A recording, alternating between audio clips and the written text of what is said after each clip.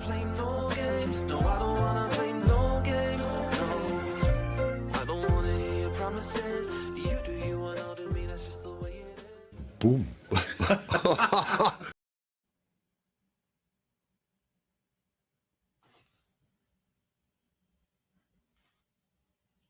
Has that worked?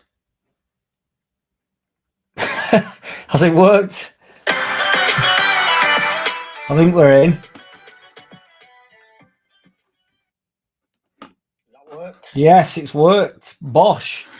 Biddly, biddly, biddly, boy. Yes, yes, yeah. Gits up, John LUFC Garside. What's good? Sat Ninja LUFC. Good to see you, boys. Yes. Loud and clear. Yes, indeed. Did the intro pop up and what have you? What's good, Joe? Did the intro arrive? It's been a bit too much for me to too hot for me to handle there, so I got a bit panicky about it. We've upgraded. YouTube now officially costs me more to run than it does that I earn. Not that I earn anything, that's the whole point, but I now pay for some software so that hopefully, Joe, things will be a little bit easier for me. So in terms of getting a scoreboard, etc., it shouldn't be quite the kerfuffle that I have on every which way every time I go live, and I have to be like, I was more confident in that. I mean, it just does it, which is a bit scary because I'm used to like going live over here on some software, then going over to my computer and being like, right, I don't mean literally like over there to here, I just mean like via the computer gets a little bit, it can get a little bit messy. So you'll have to let me know how the feed goes in general, like if it stays slick and like, if it stays on point. Yes, Clem Fandango, what's good, brother? And like I used to have to pass through the comments to get it all, and now it's all just on one screen. Looks lovely. It's easy to get guests on and stuff. I can just send a link. So if anybody wants to jump in, tweet me. Well, whenever you want, to be fair, and we can all jump on a bit. I can meet you all a bit more. Hopefully going to get my brothers on. I'm going to go live from the pub with my mate, Lancey Boy, the burger eater. Anybody that's seen the shorts when he's chowing down on some burgers. He loves a burger, that's lad on match day, and you can't blame him. Nobody's blaming him. I'm aware of that, but we've got a fair bit to talk about, to be fair. But before we do that, Srippo, what's good, man? Biddly, biddly, biddly, but let me just get my Twitter feed open, bro, so that we can make sure that we can get people on if they want to jump in with me. So hold on for just 1 second. There we go. I can also stream onto multiple platforms, but I've not done that today because I wanted to go easy on the old. I didn't want to over egg the pudding, as it were, and some F up, Jeff up. Legendary MVG, what's good? Hey up, people, new wardrobe, YouTube software subscription, splashing the cash, Jack. I'm broke now. You only pay monthly, so if it goes tits up, it's not a great deal of money. It's just I sort of resent paying money when you can do stuff for free. But in terms of getting guests on, because I'm hoping to get some pretty decent people on in the next couple of weeks. So, I need it, basically. I've just bite the bullet, gone for it. Joe Depp, we're working on it. I'm only messing about that. I don't think I'll ever get a player on of that. Certainly not of current caliber. 78 RPM Saviour, what's good? Right. Biddly, biddly, biddly, boy. You know what time it is. We've got to move back to get his greatness in. Get that badger in and on and over here. I was also, just to keep banging on about the software. Sorry, Badger. I'm banging him about a bit unnecessarily. Got to move back to get his greatness in, don't you? What am I saying? Remind me what I'm saying. Yeah, the comments don't always come through, and I'm hoping this has sorted it. So it should just and we should have a little outro video, and I think I can share my screen a lot easier without it spazzing out. So at the moment, I'm currently happy with what's going on. We have got quite a bit to talk about today, tonight. We're going to talk about Peru Parisley in the 10, because he's been used sort of for the last 15-20 minutes of games, and who's up for that. Hang on though, because now I'm not sure how I can make a poll on here. After all we've just been through, after all I've just said, I think I'll have to do that the traditional way. Engage with your audience. I can still do it the traditional way, but I was hoping to have it all in one place. Oi, Oliver, what's good? Yeah, we're going to talk about Peru Parisley in the 10. Does the league position matter both for us going up, first or second? Are you bothered? Also, oi, Tim Flowers, the best name on YouTube. England's number 1. Was Tim Flowers ever England's number 1, to be fair? Is Tim Flowers even English? I presume he's English, but Tim Flowers. I know he was a Blackburn warlord, wasn't he? English, yes. Children, Bob. Team Barnett. Team's coached Barnett. Blackburn Rovers, beast mode. That's when they were mint, wasn't it? 58 years old. Tim Flowers, welcome.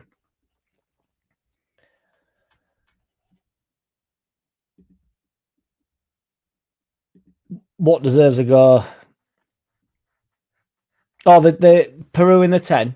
I don't want it from the start of games, but I am up for it for the last 20 minutes. Every time Joseph pops up as a substitution, truth be told, I am hopeful that it is Joseph that's coming off. Fucking hell, can Joseph be coming on and off at the same time? I'm hopeful that Joseph is getting replaced. I'm hoping it's Aronson that's replaced. I'm hoping Joseph's replacing Aronson, and then Parisley goes into that 10. He has picked up a couple of assists, a couple of goals from 10 roll as well. I don't want to do it from the start of games because I think we're pushing his luck a bit with it. But for the last 20 minutes of games, I can't see a problem with it. I actually think it eases Joseph a little bit as well because we are asking a lot of him all the time when he comes off at bench, and everybody's sort of there's high expectation there with him. Yes, Sean Rooney. Yes, indeed. Crack with Joseph. I know. Well, hopefully, there's not a great deal wrong with him. See if there's any news.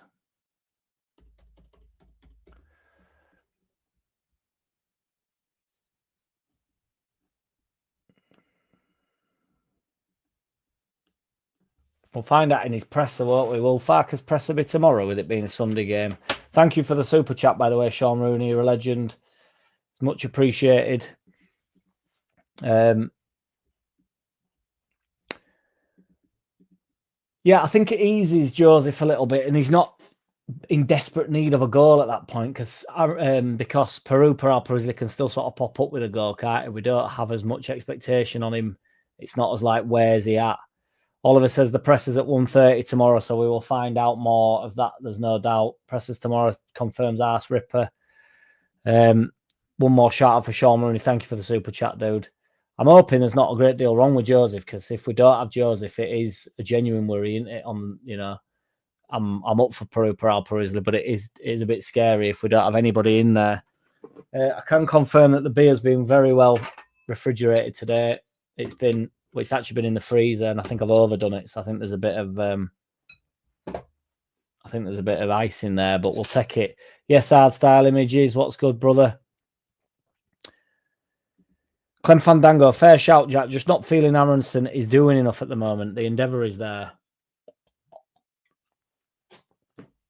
My man definitely works hard enough, doesn't he? I know you're not allowed to say that, but he does work hard enough. But they all work hard. But there's certain players that you do think put in the most important thing that he does is the shift that he puts in. But I agree, he's not quite been bang at it for the past 2 games. But I do think, with the running, the last 11 games or whatever it is, we're going to need him, aren't we? As we all know, he's still going to start games. So, yeah, no, Joseph, we got Firpo, says Joe Depp. No more worries, is there, to be fair? Firpo can definitely do a job in that 10 role and certainly up top, and then we can keep Peru up top. Where Firpo can't play is beyond me. Firpo is actually going to be a topic because we've been linked with this gadget called Hugo Bueno, which I will, in about 10 minutes, share the screen and we'll have a look at who the heck this Hugo Bueno is.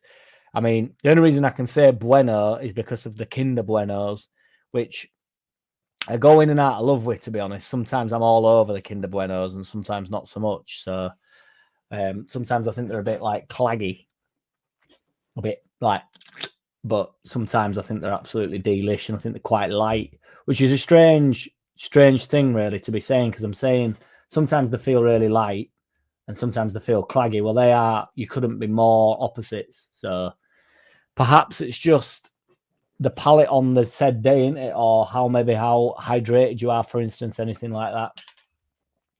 Martin Bleasby on the 10. So this is interesting because we are looking at,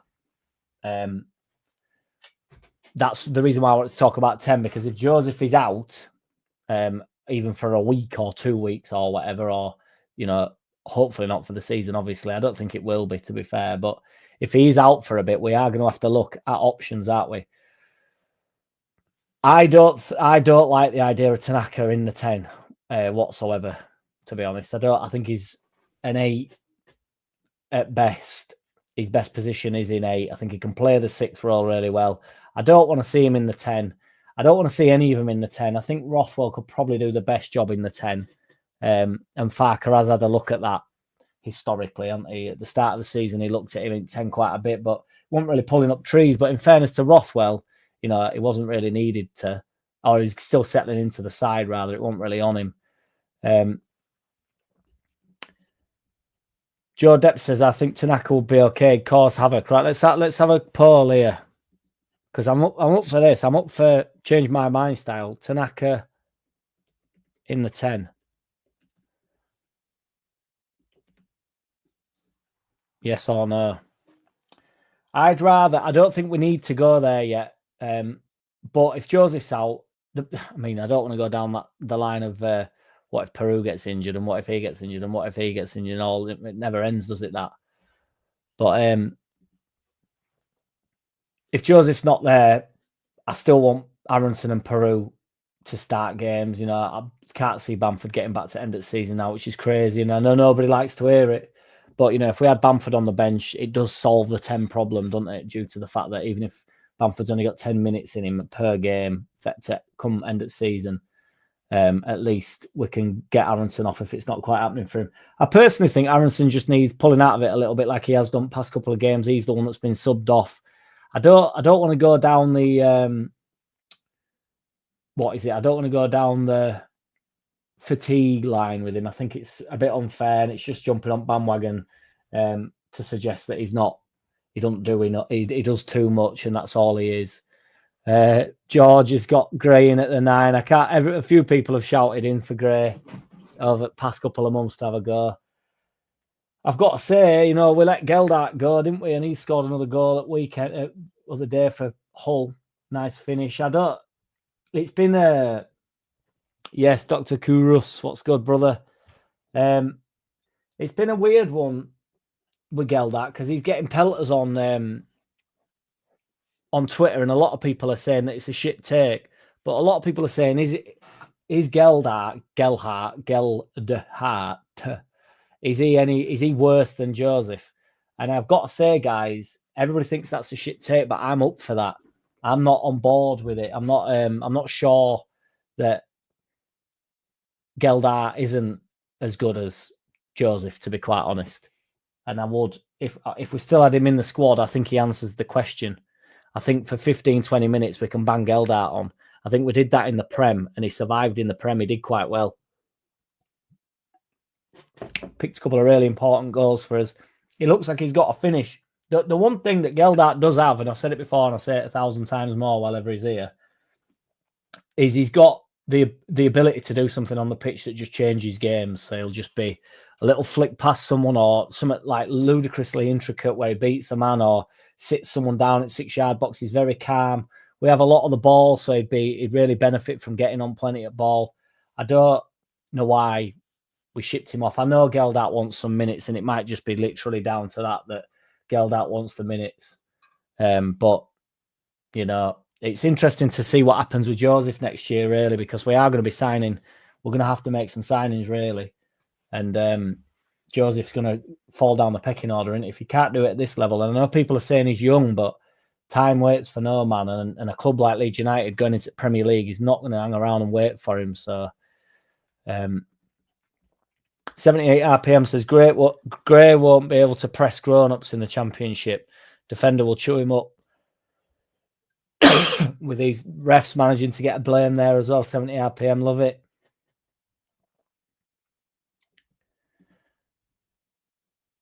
Evening, Jack. Joe isn't a 9 like Joel or Joseph. Now, I agree, but he's. I still think he can play up top.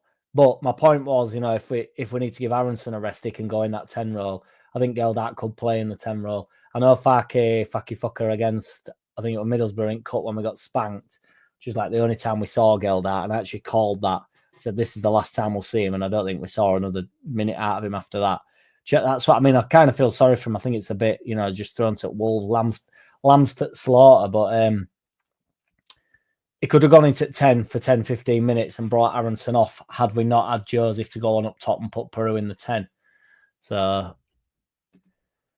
Dr. Kouros says, yeah, probably finish a few. Matteo can't hit a barn door at the moment. He does snatch at stuff, does Matteo, and everybody keeps saying it'll come, just got to keep. I don't think he's particularly getting in these crazy positions either. I think, just by law of averages, we create a lot of chances, and he's going to be there for a few of them, isn't he?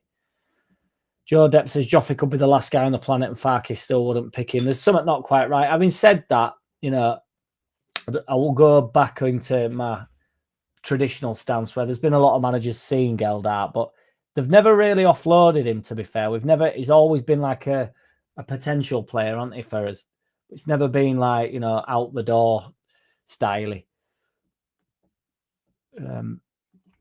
Stephen Hawkins says Jack must win at Pompey, as in I must win at Pompey, or Leeds United must win at Pompey. I know what you're saying. You're saying my name, and then we must win at Pompey. I understand exactly what you're saying, Stephen. Thank you for the comment.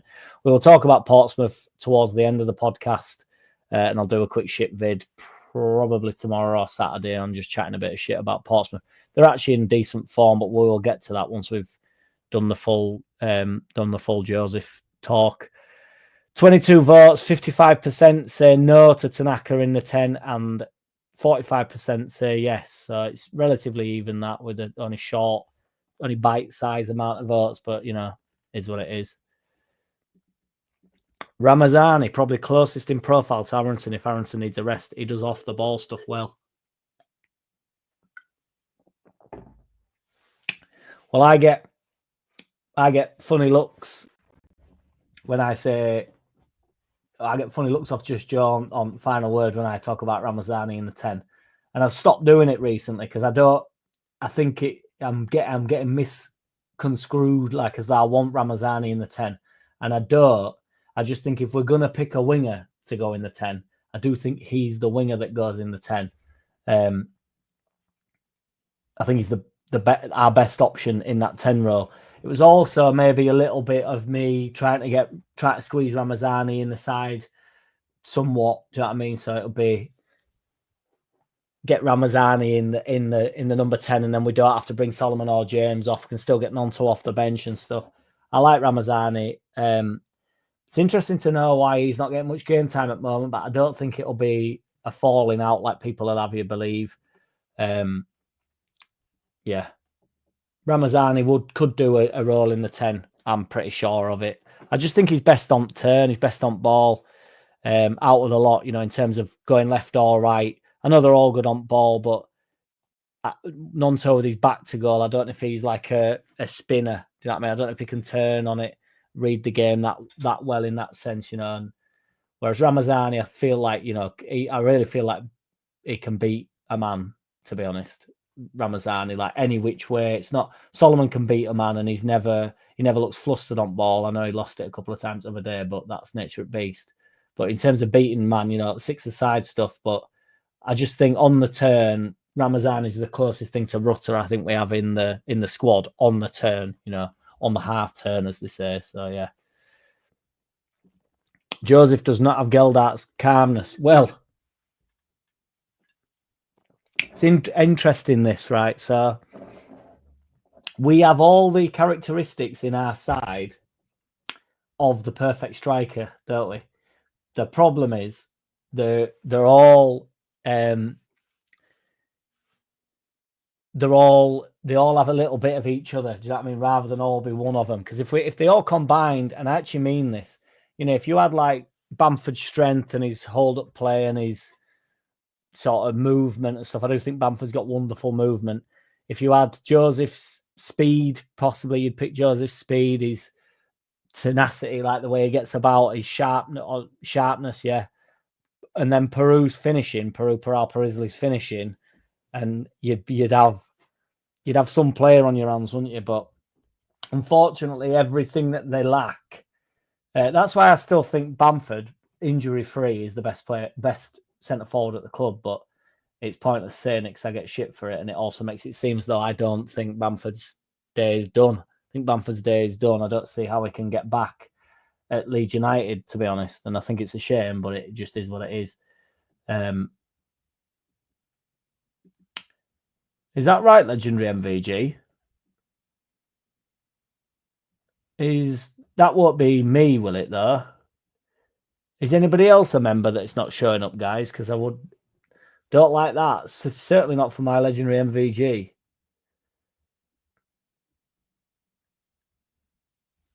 Bizarre, dude. I don't know. I am on different software, but I can't see that making a difference. It still says Joe Depp's a member, George is a member, 78 RPM's a member. So I don't know about that MVG.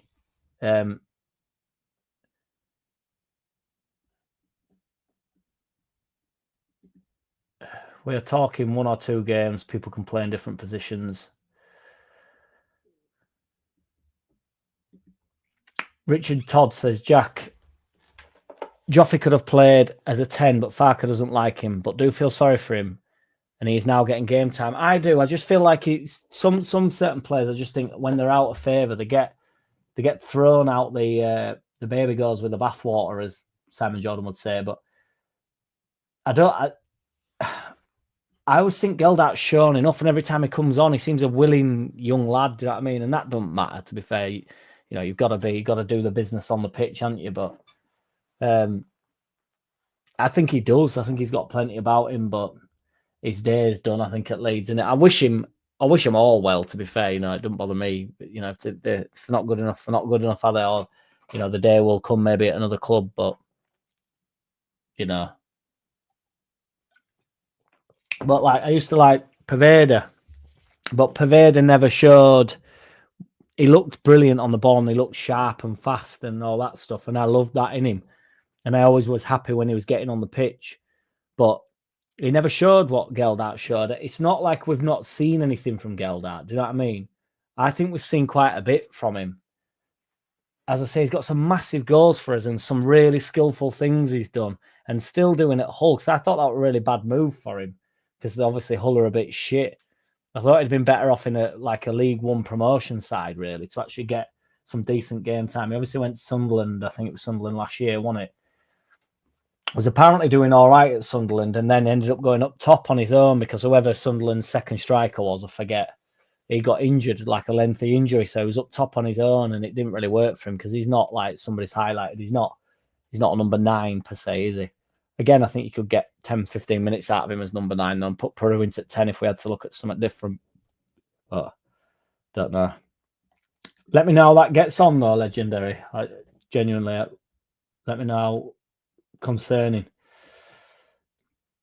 We should have plenty of opportunities to play Ramazani at 10 in the remaining games. I think we might end up being in a situation, if Joseph is out, it might end up getting his hand forced a little bit. I'm just hoping nothing's gone on with Ramazani. I don't think it will have. They all seem to be pretty like good mates or whatever. And like Roy Keane always says, but whenever you're winning, everybody's best mates, aren't they? But yeah. Tanaka and Ampadu holding in midfield with Nonto in the 10 for me. I used to be up for Nonto at 10, and I'm not sure now, NJ1, sorry. I'm not convinced of it. That poll's ended 50-50 after 26 votes, boys. So Tanaka in the 10's half a hit. So let's see. 10. Nonto. Rama. I think we can all agree James is not needed in there. Who else are we looking at? Solomon. I won't do Tanaka because it's a waste of one. Rothwell. have a bite on that, boys. Who do you reckon? I'm still saying, I'm still going Ramazani is the best 10 out of them 4. Joe Depp agrees with you though, NJ1. I was at one point, I was up for Nonto in that 10. I think the best centre midfield partnership is sorted. I think you've got that bang on MJ1. Tanaka and Ampadu in all the midfield spots, they're definitely best way. Dr. Kuras, I agree with that. To be fair though, you know, in the championship, Nonto and Ramazani should be well able. I do agree with that, to be honest. The level that they, you know, should be at or are at, or they are at, to be fair. But I think all of them should be able to dip in a little bit more than they actually do. So it's yeah. Yes, legendary MVG. New member. Did it expire, dude? Do not fear if not, but he loves quick shit vids, so thank you, man. Yes, Mingy, what's good? Good to see you in here, boy. Oh! Legendary MVG's been a member before, so we're not sure what's happened there, but we do know what happened. Yeah, it was my fault. My card details were stolen the other week and I didn't update my info. Do not fear, legendary MVG. It's a safe space here. We know this. Thank you for rejoining, man, legend. The only thing this doesn't do is it doesn't show. The other one used to show me what I'd highlighted, so I could go to the bottom and come back up and not miss what I'd seen. So I might need help at some points in here. 78 RPM says, I'd love to have seen a fit Bamford 9 with Peru in the 10 in the last 20-30 minutes of games. Anybody that didn't want to see that, he's off the crackers to me, 78, honestly. Because that'd be, like you say, last 15-20 minutes, Bamford getting about, occupying the 2 centre-backs. It'd give Paral Parisi loads of room to do his little thing, to do his slow game. When the game turns to ice, doesn't it, my man? Yeah. NJ1 says, ball retention with Tanaka and Ampadu will be too good. Maybe we'll have to wait till the Prem to see this. That will be the centre mid partnership, will it come next year? And it's exciting. It's exciting to see how they get on. I do think Tanaka's a brilliant ball player and Ampadu's got all the bite, but Tanaka can do a little bit of both. Well, of the nastier side. I think Ampadu's better at it. It's very similar to what I was just saying about strikers. Tanaka's got that ball playing ability that Ampadu doesn't quite have, but Ampadu's got that reading of the game, or maybe not. Tanaka reads the game really well, but Ampadu's got the bite and the horribleness that Tanaka doesn't just quite have. I think Tanaka's don't shy out of a tackle. He loves it, but he's not quite at that aggression level that Ampadu is. So if you combine them two, you know, you're talking like you got a Patrick Vieira on your hands, haven't you? Sean Rooney, what's good, brother? Says Ramazani is quality. He needs a run. At a time when no one wants to change too much, he is quality. Richard Todd says different manager, different eyes, 10 games in the Prem, new manager. Are you saying that will there be a new manager in 10 games of the new season? I doubt that. Ming getting the love that Ming deserves. I think Solomon is the best of them options for the 10. I'm still saying Rama, but Solomon would be next out of them 4 for me. It'd go Ramazani, Solomon, Nonto. No, Ramazani, Solomon, probably Rothwell in the 10, to be honest, and then Nonto in the 10, which is crazy because I'd have been all over it. I'd have been all over the 10. Nonto, not all over it, but you know, when we had a bit of a problem in there, I would have wanted the 10. Would have wanted him in. There's thanks going on. 9 data for Humphreys. I've not watched much at darts lately, you know. My mate, I'm hoping that we get a live appearance from my mate in pub. He's out playing darts tonight, so I'm hoping he pops in to say hello and you can all meet Big Dumbo Lancey. He loves it.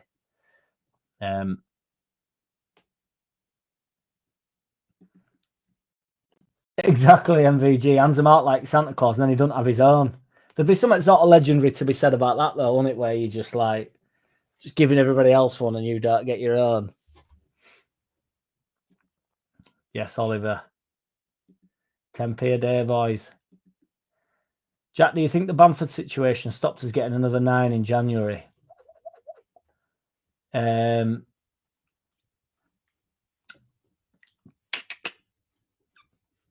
No, I don't, to be honest. I don't think there were one there. I don't. No. But I know where you're coming from. But I don't think that, and I don't really know what more to say.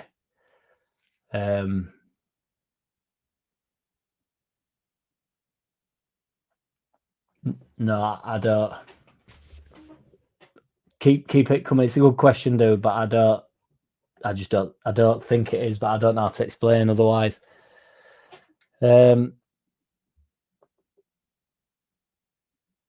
Got to get the transitions right on the double pivot. Exactly, yeah. You love it, don't you, Clem Fandango? Yes, Stephen Hawkins, just subscribe, Jack, because my nickname is Badger, and you lean back to get his greatness in. Thank you very much, Stephen Hawkins. Appreciate you, brother. Thanks for subscribing. Much love to you and your Badger, mate. How come your nickname's Badger? I'm hoping it's for a better reason than my microphone, but my microphone doesn't really have a reason.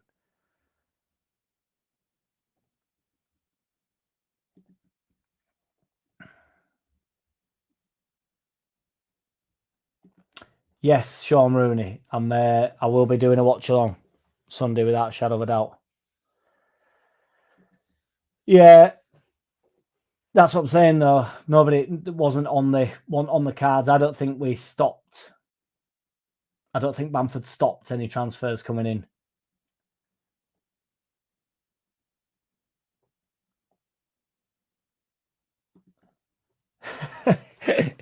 Yes, Richard. Yeah, it did leave me in a cog turning moment of that. There's no doubt. To be fair, let's have a look how his poll's getting on. Ramazani well out in lead with 41% at minute. Then Rothwell, to be fair. Then Nonto, then Solomon. So Solomon last on the list.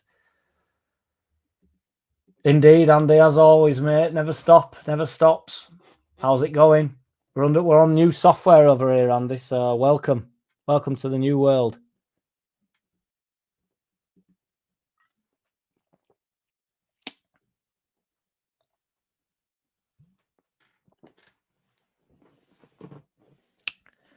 Do you think Joseph's got a future at the club? Like, genuinely, like, because I seem to be the only one that's like worried about his development. Everybody's really going on that it's just because he's young and he'll be all right and all this stuff. But I didn't know Joe were live, to be fair, Andy. So you've been cheating on me again, have you? The question, there's a new poll up now, MVG, but the last one was Tanaka in the 10 ? And it was 50-50, to be fair. Right down the pipe, right down the middle. Let's have a look here.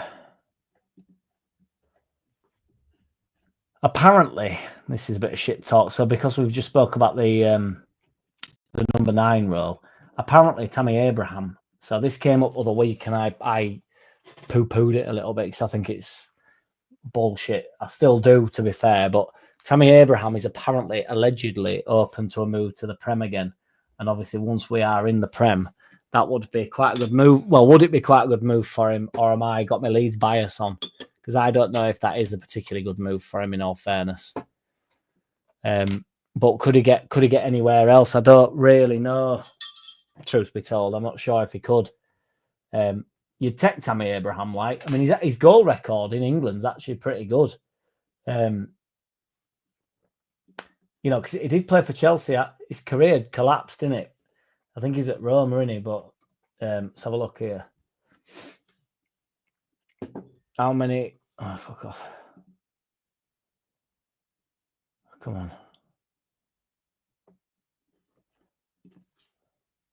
Bear with me, boys. We're getting some Googling going on.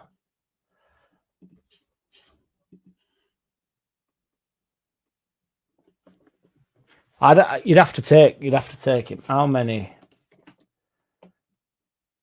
goals does Tammy Abraham have?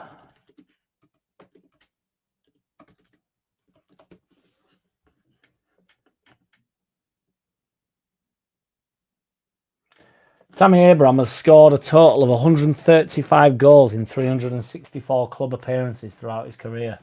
During the 24-25 season, Abraham is on loan to AC Milan from AS Roma, so he's getting moved about all over the shop. I knew he were at Roma, but to be fair, I knew he were at AC Milan. I just didn't realise they'd loaned him out again.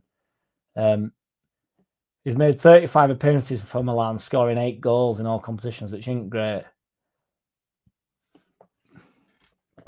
How many goals did he get in English football? Because I think it's pretty. He's got like half. Don't think it's a crazy decent record for Chelsea, but a lot of them will be from subs bench as well, won't it? 74 goals in English football across various competitions. Here's a breakdown of his goal tally by club. So Chelsea in 58 appearances. Granted, that's over 6 years, but 58, so it's 10 games a season basically. 21 goals in 58 appearances. Bristol City on loan, I don't know if you can really count that, but 41 appearances, 23 goals. Swansea, after that, 31 appearances, 5 goals, pretty poor. Then he were on loan while they were at Chelsea to Aston Villa, where he got 25 goals in 37 games, which is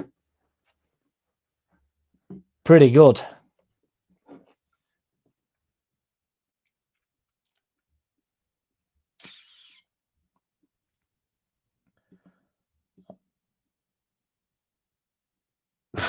Can't be helped, mate. Clem Fandango, I hope I'm wrong, but I think he's more suited to European football, but he's young and will be the Premiership be the place to blood him.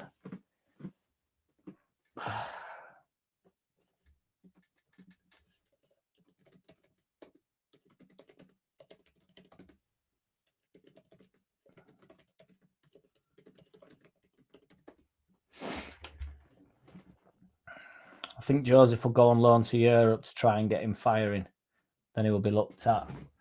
They've done that with Tammy Abraham, though, to be fair, didn't they? And that's not gone down right well. And Tammy Abraham's, I do think Tammy Abraham's a better centre forward than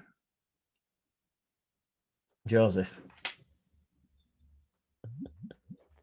I think Joseph is 3 or 4 years away. Hopefully we go up and we can loan him out like a Beckford situation. I don't know. 3 or 4 years, it gets him. He starts knocking on. I mean, how old is he now? Matteo, I fucking have to Google this every week. I'm sick of talking about him, to be fair. I know I brought it up, by the way, boys. He's 21 now, so, he's still a young man, but, I don't think football waits for players anymore.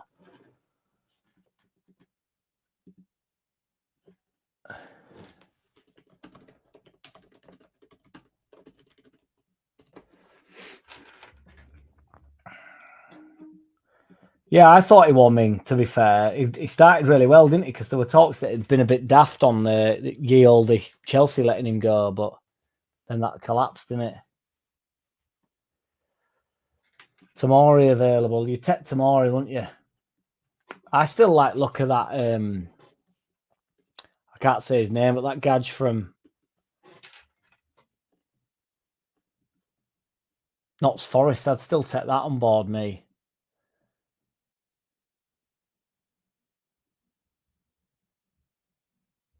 Tamori's fucking.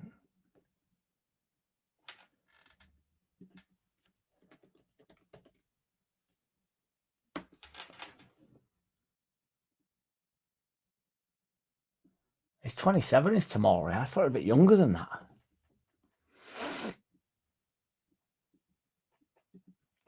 Well, Andy, you've got to be here from the start, and if you're messing about, no, it says 10.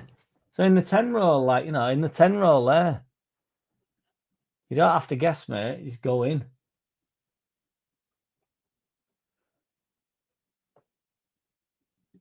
Richard Todd said, I will take Tammy all day. He just needs a home and he'll be loved at Leeds. To be fair, I do think that with a lot of players.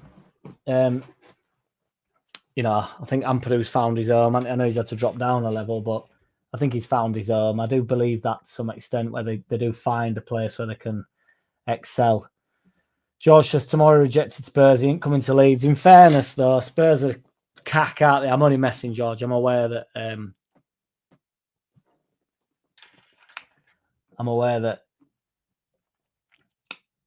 Tomori would be going to Spurs over Leeds.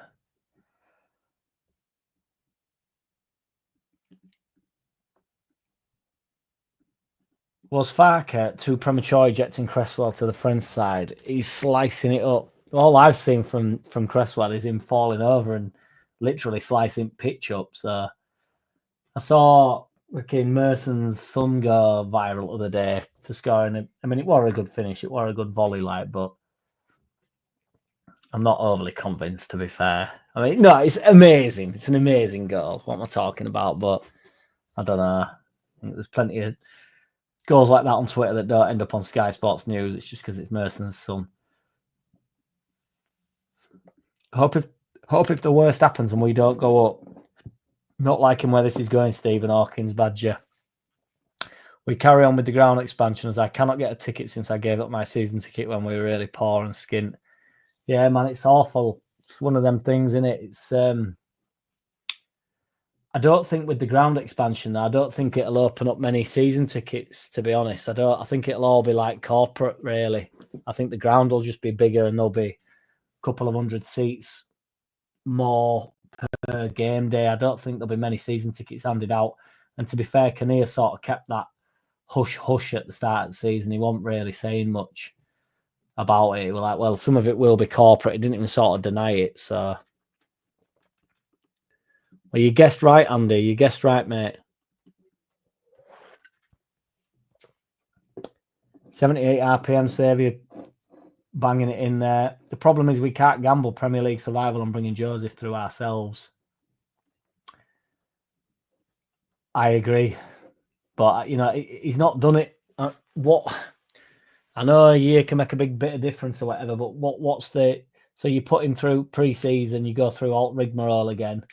And then, because he did well in pre-season, and I thought, here we go, this is going to be the man. And I said, give him 10 games minimum at start of season. Do not waver on that, no matter whether he scored a goal or not.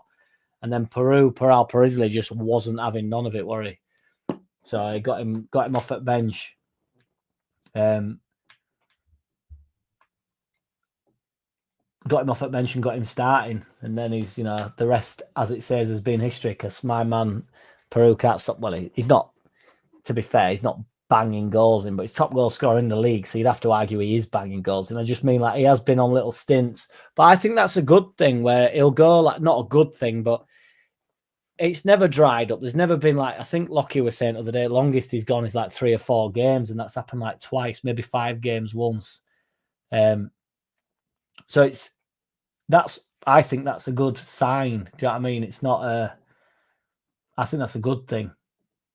End of story. But case closed, Colombo. If you're going on like 10 games and missing chances and stuff, it's like, oh, there's a problem here. But if your centre forward's just not really getting a couple of chances, he's just missed a couple of chances, and then 2 games later he's on the score sheet again. It's like you're never worried about Peral Parisley getting a goal. I don't think. He'll keep popping up and getting goals. It's also interesting because obviously everybody's signed out for Premier League for Peral Parisley. It'd be interesting to see if he does have what it takes to some extent. Because when it comes to getting goals, are you telling me if he'd have had these 15 goals, apart from the screamer that comes to mind, where he thumps it in from edge at box, is he not? Aren't them goals going in anyway all the time, every time anyway? He don't really miss, so, and I don't think it's the level of goalkeeper opposition. So, I mean, I think we need another 9. I think we need another 10. I think we need another left back. I think we need another centre back. But we need to improve everywhere on the pitch, don't we? Ultimately, if we want to keep moving forward. But I won't be getting rid of Peru anytime soon, because we sort of tried to do this all the time. We never know what we've got, us boys. We did it with Bamford. And then Bamford ended up coming in last season and ended up being best player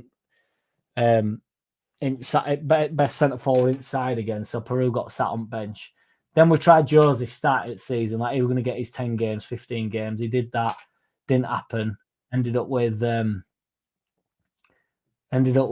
hey, we've got a guest in here, boys. Live front pub. Everybody. Life up Battle Cruiser. Hey up. How come I hang on? Hey, what you saying, Lancy? Getting ready for the old Broken Bridge derby at the old Arrow Trucking. Good lad. What's how many's in pub? You what, sorry? How many's in pub? It's busy in the dartboard area, that's what I meant. I didn't mean like ram busy. Yeah. No, that's good. What time are you on? What time's big match? Starting about 10 minutes. I don't know where I'm playing yet. They haven't done draw yet. Yeah. It's a late night, innit, on a Thursday, lad? You what, sorry? Late night on a Thursday, innit? It is a late night, it is, yeah. All's been had. Right. Have to Going keep jumping in. on Fridays, absolutely knackered, like, but yeah. Yeah, man. What do you reckon? So, where are you watching Sunday?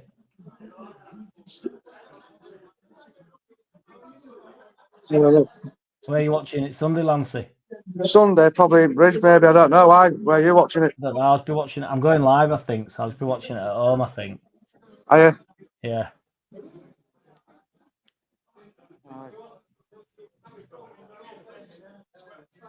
Get the Torah Cruiser, Battle Cruiser.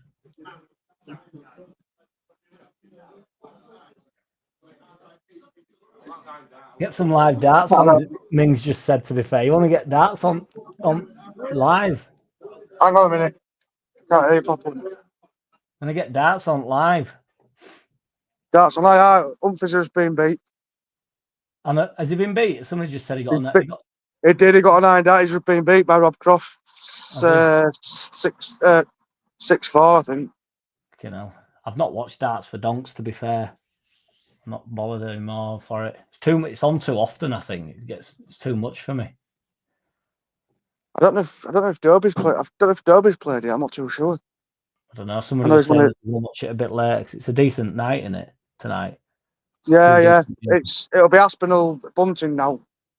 I want Aspinall to win, really. Yeah, I like Aspinall. Yeah, everybody likes Bunting though, don't they, to be fair, but I do like Aspinall. What do you reckon, Sunday, lad? Win Sunday. I don't think it'll be all panned out. I mean, looking back to the first game of the season, we thought we'd do it at Ellen Road and we didn't. I think it'll be a tough game for us.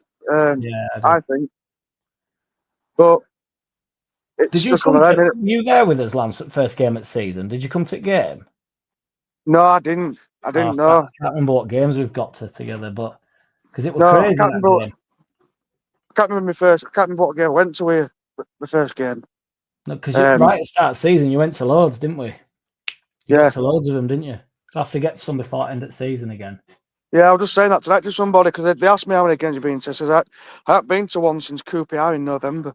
So yeah, you must have been to nearly double figures though.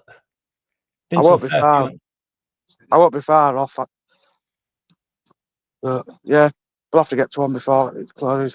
They were mint at Ellen Road, Pompey fans. You know, they were well up for it. I know at first game of the season, but they were mint. Well, that's what I mean. I think they'll create an atmosphere, and I think it'll be a good atmosphere down there. And yeah, I spoke to someone today who's a Pompey fan who lives up here, and he's just like they were telling me about obviously when we played.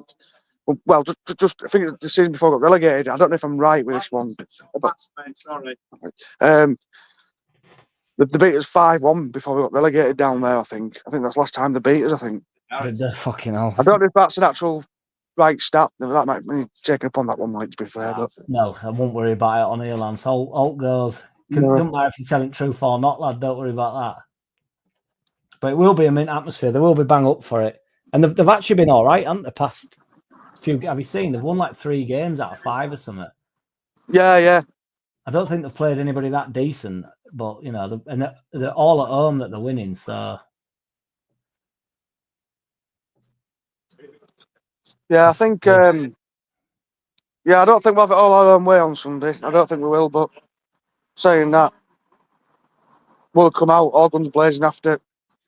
Well, it's one of them, and it could be a bit sticky, but equally we could just piss it, couldn't we? It could be 2-0 written all over it and just job done, but you never know with us, do you, really? You know, it's just, you can get stuck in a bit of a game, can't you? But yeah, you'll have to let us know where you're watching it. Get through here for live. We'll have a few beers and we'll go to Boozer afterwards. Go to Battle Cruiser. I'll have to see Sunday. I'll have to see. I'll let you know about that one. Yeah. Yeah. Aye. Sorted, lad. Don't really know what I'm doing this weekend, to be fair. It's a bit of a thing you want, to be fair. Yeah, Sleepy Joe. Sleepy Joe. Get through on Saturday night. We'll have a few beers and watch game on Sunday. Yeah, I'll have to let you know with that one. I'll have to see. Yeah, man. I'll have to see. Oh, boy, yeah. Nice one, lad.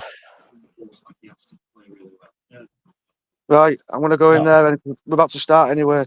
Sorted, lad. Let us know. Jump back in a bit if you want. Let us know how you're getting on. We'll see. We'll see your night progress as you get more and more slurped up. You what? Sorry.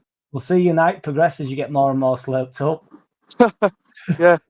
Well, just so I've been informed, I'm playing last singles, so it's going to be a long. Oh, fucking hell. Fucking yeah. Yeah. Hopefully, you'll be able to see board, lad. You'll be all right. I should be all right. Anyway. I'm not too bad, to be fair. I'm all right. So. Right, steady. Yeah. All right. Right, nice one, lad. I might jump back on in a bit. All right. Yeah, do. Let us know. Yeah, nice one. All right. I'll see you in a bit. Bye. Hey, welcome. Just texting right quick. That's Lance. It's my oldest and dearest mate. Is that pretty funny? Because when I go to games. And when I go to home games, I sit next to this lad called Sean, and because my mate Lance had been to quite a few games, and I'm always on about my brothers to him, got 2 brothers, and it's always, you know, normally it is. I think Sean thought he was my brother, and we're opposites. So we like Boozer though, but I've known him honestly. I can't tell you how many years, so it's quite fitting that he's my first ever guest. To be fair, on. Good old Lancey boy. He's one that's always chowing down on burgers before games when I put lives on.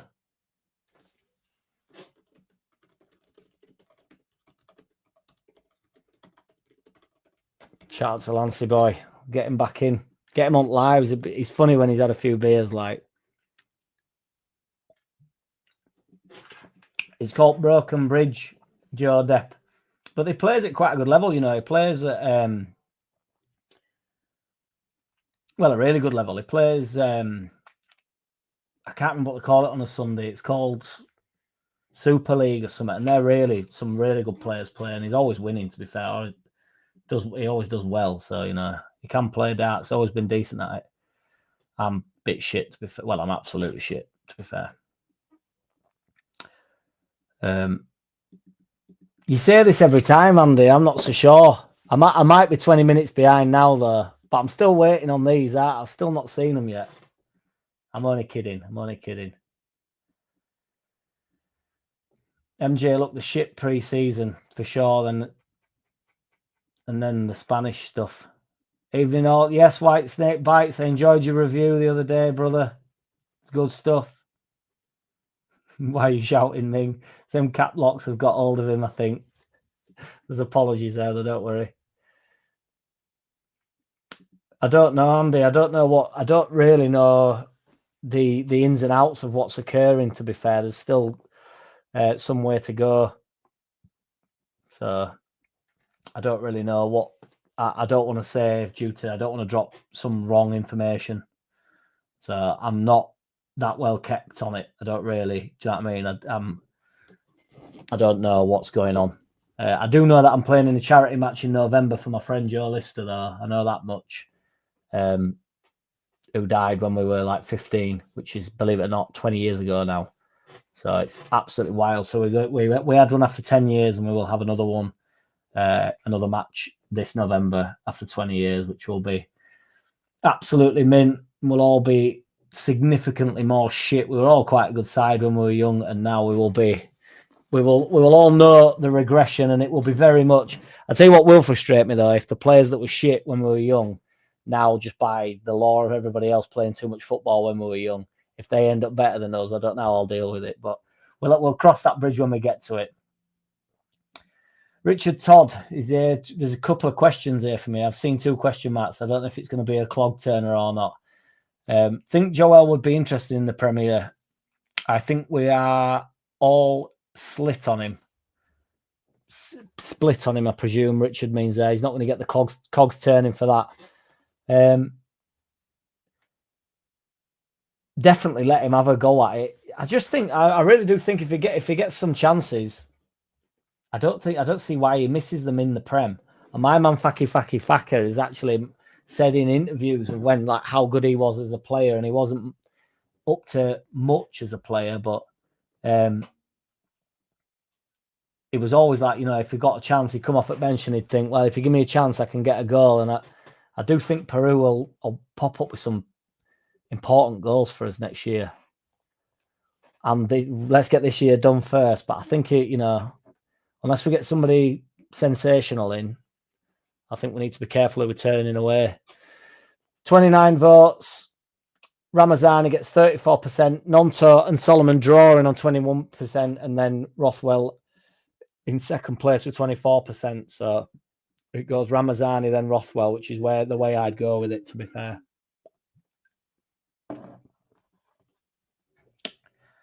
Although I might have said Ramazani, then Solomon, then Rothwell, but I think I'd go with the poll now. I think I'd go with the people. I'm a river to my people, so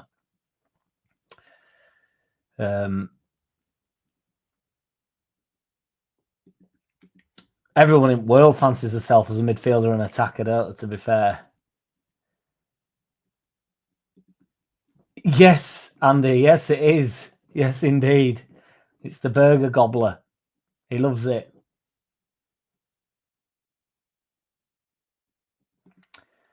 Well, that was the first question. I'm not into that, but it was 50-50 on the poll. So granted, I think there were only 30 votes, but still. What's the odds on Lance? You won't get decent odds on Lance. He normally wins. It's like County, Joe. Yeah, I think it's something like that. It's called Super League, but they go all over the shop. It is a really good standard. So I'm destroy the cheeseburger. All right.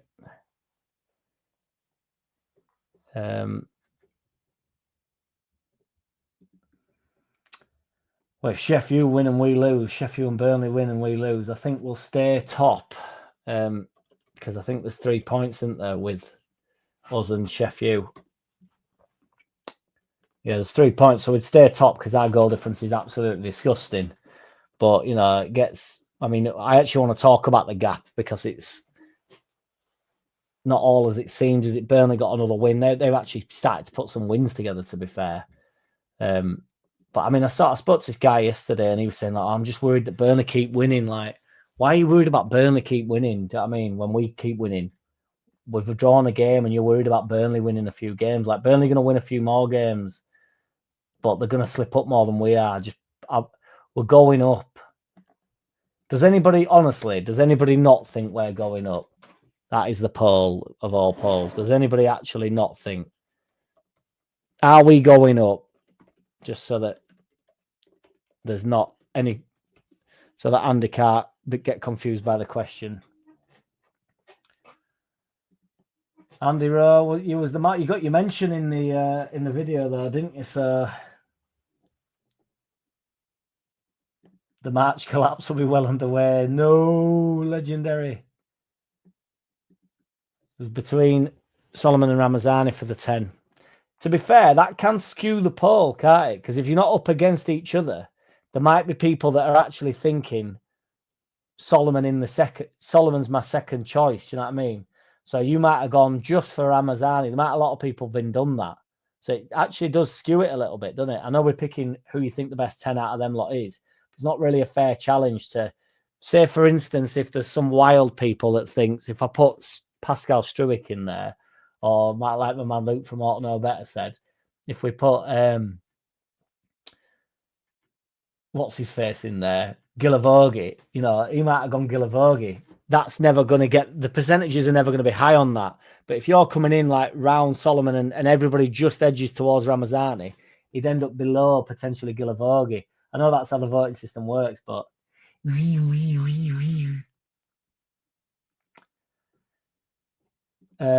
I don't know what that is.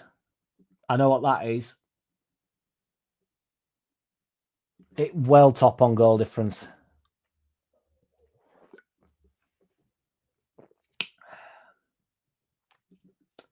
Which one's what, the midfielder attacker? I am a left winger or up top traditionally, but with boyos, with young boys on 6-a-side, I play centre back for them because I can hold the fort and just use my awareness and my fact that I can't really run like I used to. April 21st, Mings assured me.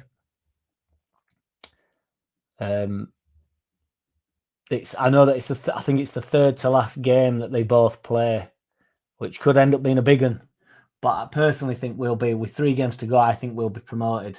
That's where I'm going. I just think it'll be like, are we first, are we second?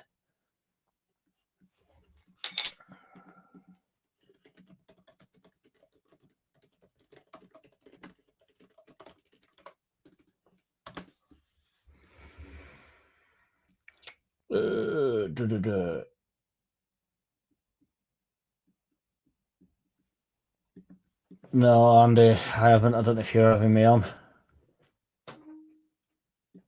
Super League gives you your averages to get picked for county. Understood, Dr. Crewis. That does actually make sense because they're always on about this leaderboard that they're all on. And then you can get, like you say, get picked. But it is a good standard. We go up as champions, says Arse Ripper. Love it. Joe Depp, champions. Love it. Waggers Waggo. You've put that a few times, Ming, and it's confused me both times. But sometimes I'm really slack with shit like that. And then I go like, dude. Like, I'm like, sorry, dude. Bit dumb of me. Champion says 78 RPM. Love it. Ming thinks 21st of April will be pivotal. No, to be fair, MVG, not particularly. I know Simon Garfunkel. I didn't even know. I don't know Disturbed. I've never heard. I might know the track. No, I'm active though, Andy, but I'm definitely not match fit. But I was about 6 months ago because I used to play 6-a-side like 2 times a week, and then I used to play on a Sunday. 6 months ago, I played on a Sunday as well, but I just knocked it all on head again because I started to pick up niggles and it consuming too much of my life, and then my channel were taking a hit, which was originally why I missed a lot of football in my 20s. Like Leeds games, I missed a lot because I was playing, and it's just shit as shit does. So I've firmly picked the watching of Leeds United now as opposed to we are going up. So you got to pump it up. The lights are going up. I can only presume that this is not true. 7 years ago, my parents were eaten by whatever that word says, cannibals, and I've never forgotten it. Thank you very much, Susie Q. Belinsky, for popping in and letting us all know that. I see we have competition for Solomon. Is there a few people sniffing round, Joe Depp? I just want to get promoted before I go home to Newcastle on the April 26th. I'm hopeful. I'm hopeful, brother. I think 3 games to go. I think we'll be confirmed 1 or 2. Yeah, MVG. There is that as well, yeah. Because some Sunday mornings I can be as on it as possible, and then some Sunday mornings I'm just like, oh boy, and I can't play Saturdays because I can't be asked.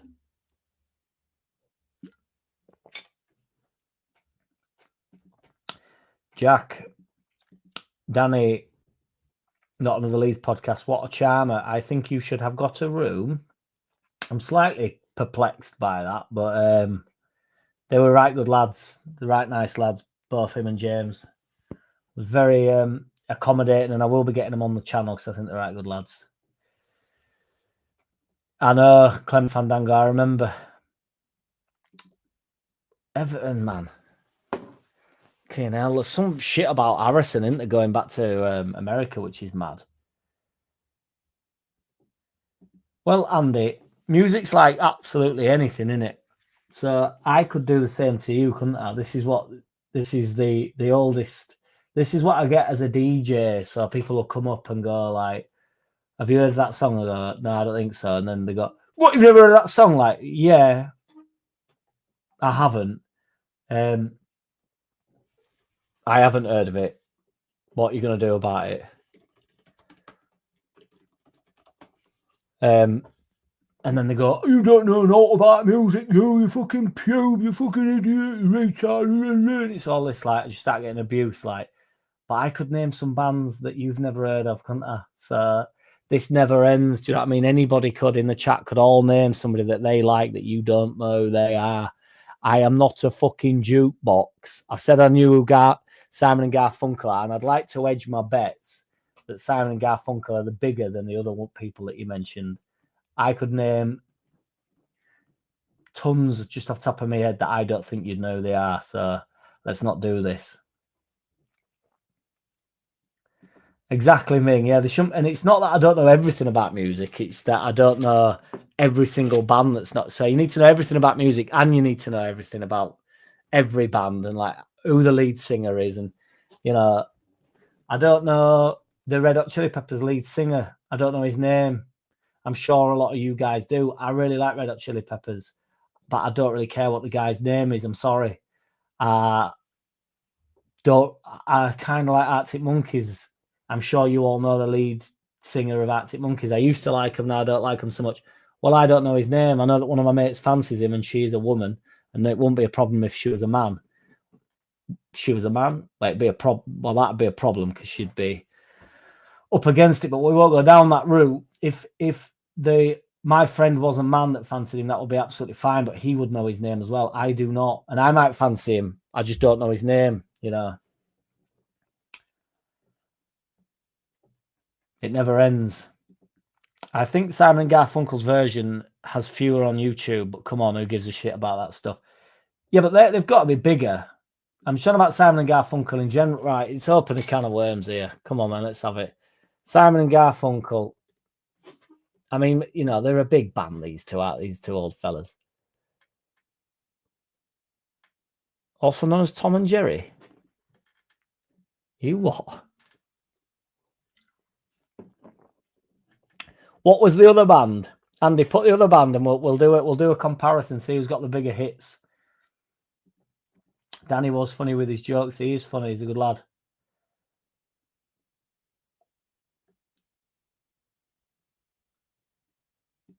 Well, we're putting it to test now. I honestly think I think because you got banned from are they just literally called Disturbed? Legendary. I think because you got banned, Andy, from Joe's feed, you think every time you get a slight rise out of somebody that you're going to get banned. And it's like, you know, by now, there's no banning goes on over here. Who is bigger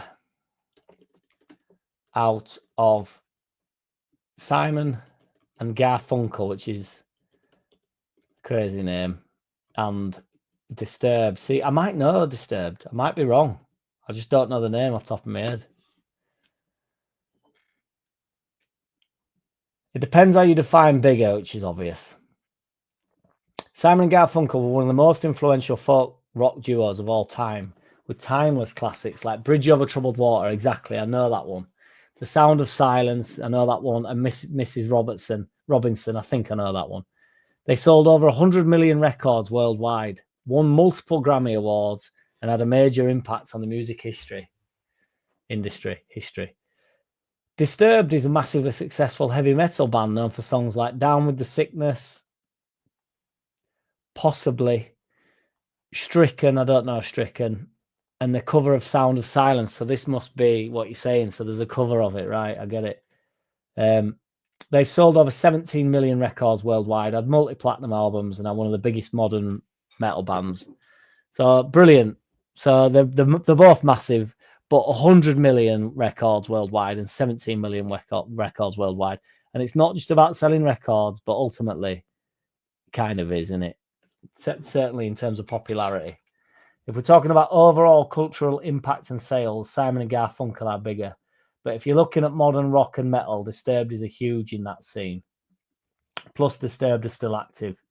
Garfunkel's career ended decades ago. But I'd argue that the fact that they ended decades ago and I still know they are, and Disturbed are still going and I don't know they are, I'd argue that is bigness to me.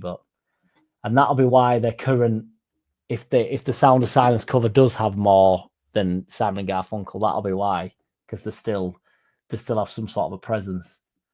But that's not why we're here.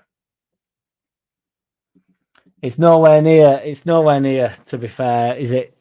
Legendary. This was just a purely just a jump in. My Archie Gemmell knowledge is through the roof.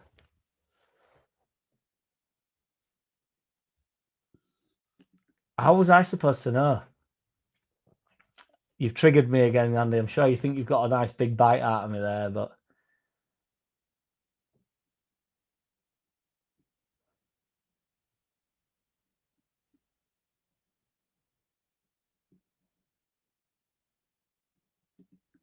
legendary MVG weighing in. Unsuccessful cover does not a great band make a great band.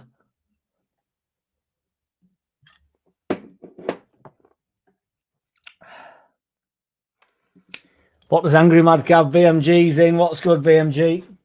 What does Angry Mad Gav think of Simon and Garfunkel? Frustratingly, my Angry Mad Gav character would actually have loads to say about Simon Garfunkel, but unfortunately, his puppet master doesn't know enough about him. So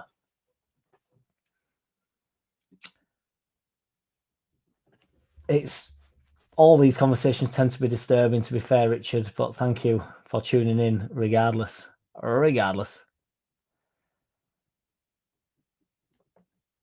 Another legendary comment says Andy Rowe. You get all the pelters. See, I would like to now highlight the fact that Whitesnake isn't here anymore. Do you know what I mean? Just to absolutely clarify and clear up any doubt that I know you do, Richard. We all do, mate. We all pretend not to like it, but it's good stuff, isn't it? Nonsense talk. It can't beat a bit of nonsense talk. It's gone through roof on it, MVG. We've nearly, been here an hour and 15 minutes, and I reckon I would say 45 minutes of it, pushing on an hour, has been football talk. Concerning, really. But then Stephen brings us right back in with don't go to dinner with Stephen. Do you know what I mean? He'll get you right back on course with bad stuff. Because you've got me there again. It's like, do go to dinner with Stephen, actually. He's a nice lad. I don't know him, but I'm sure he is nice. I'm just joking, Stephen. My point was, Stephen, it's that we were chewing the fat about some bullshit that I have no idea about, Simon Garfunkel and Disturbed, and I'm just Googling shit to try and have some sort of an argument where I have no foothold or a dog in the fight. And then my man Stephen just pops up and goes, well, I'm worried about Ampadu's injury. And then I have to come right back down to earth and go, shit is as shit does. Awful. It's like stick to football without the Huel, says Clem Fandango. They're stealing my... it's actually Underlap. It's actually Overlap, that bastard Neville. That's the Huel, innit? Yeah, it's Overlap. I think he's missed the trick not calling it Underlap, I really do. Mingy handing out them memberships. I can't see who's been granted it, though. I have to go over here to find out who's been granted it, because I like reading it out. It makes me laugh. Or has nobody been granted it as of yet? How bizarre.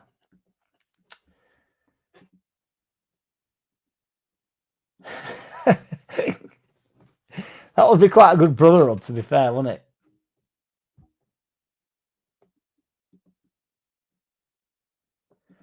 No, not today. Righteous one, good to see you. We are still on the Moretti's, but we do have 2 Budweisers down here just in case as a backup. just in case I get through these. Moretti's. I was hoping you was here for it, Clem Fandango. I didn't know if you'd be on board with it, but I'm glad you were there for it. That bastard Neville. I'm glad you found that funny, to be fair. I wasn't trying to be funny about it, but it is quite funny. Hey up, he's back, it's kid. Not the scoring, yeah. I've been kicked off it, to be fair. You what? I've been kicked off it by Lawrence, to be fair. What, scoring? Yeah, on laptop. We do it through laptop. It's just easier. What's because none of you lot can count? No. I've scored 2 games on laptop, so he says. Yeah, but on laptop, it'll work it out for you, won't it, on laptop? Hey? It'll work it out for you on laptop, though, won't Yeah, it? it does. Yeah, what about? But I've been on it for a couple of games. It says get yourself off and a pint and stuff like that. So, well, after the first two games, it's 1 apiece. Is it? Yeah, they were taking bets on you. The Broken Bridge B, the Bridgeo Classico. Mingy were taking bets on you. We're wondering what your odds are for you to get win. Well, they beat us in the first leg this season. But we're trying to seek revenge tonight, mate. Yeah. Who are you playing? I'm playing a guy called Dave Pilmore. He's actually quite a good player, but he's more of a doubles ball player than a trebles ball player. So, right. What do you reckon your chances are? We're taking bets in here, lads. What are your chances? We're taking bets in here. Well, my chances very good if I can throw like I can, yeah. Yeah. I'm backing you regardless, even if I lose a bit of money. We'll have to see, won't we? I'll be all right. I just need to finish. Yeah. I can score well, but finishing's a problem.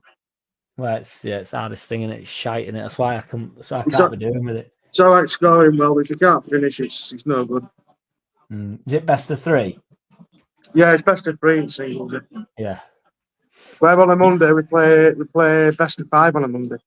Yeah. Which do you prefer? What's to be fair? Not too close.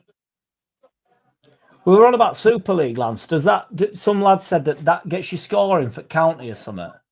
What? Sorry. You're not Super League on Sunday that you play. Yeah. Does that register you for county? And if you get a certain, yeah, it can do. Yeah, it can. If you do really well. I mean, one of our lads, he's been selected for a Yorkshire side. Has he? Yeah. Yeah.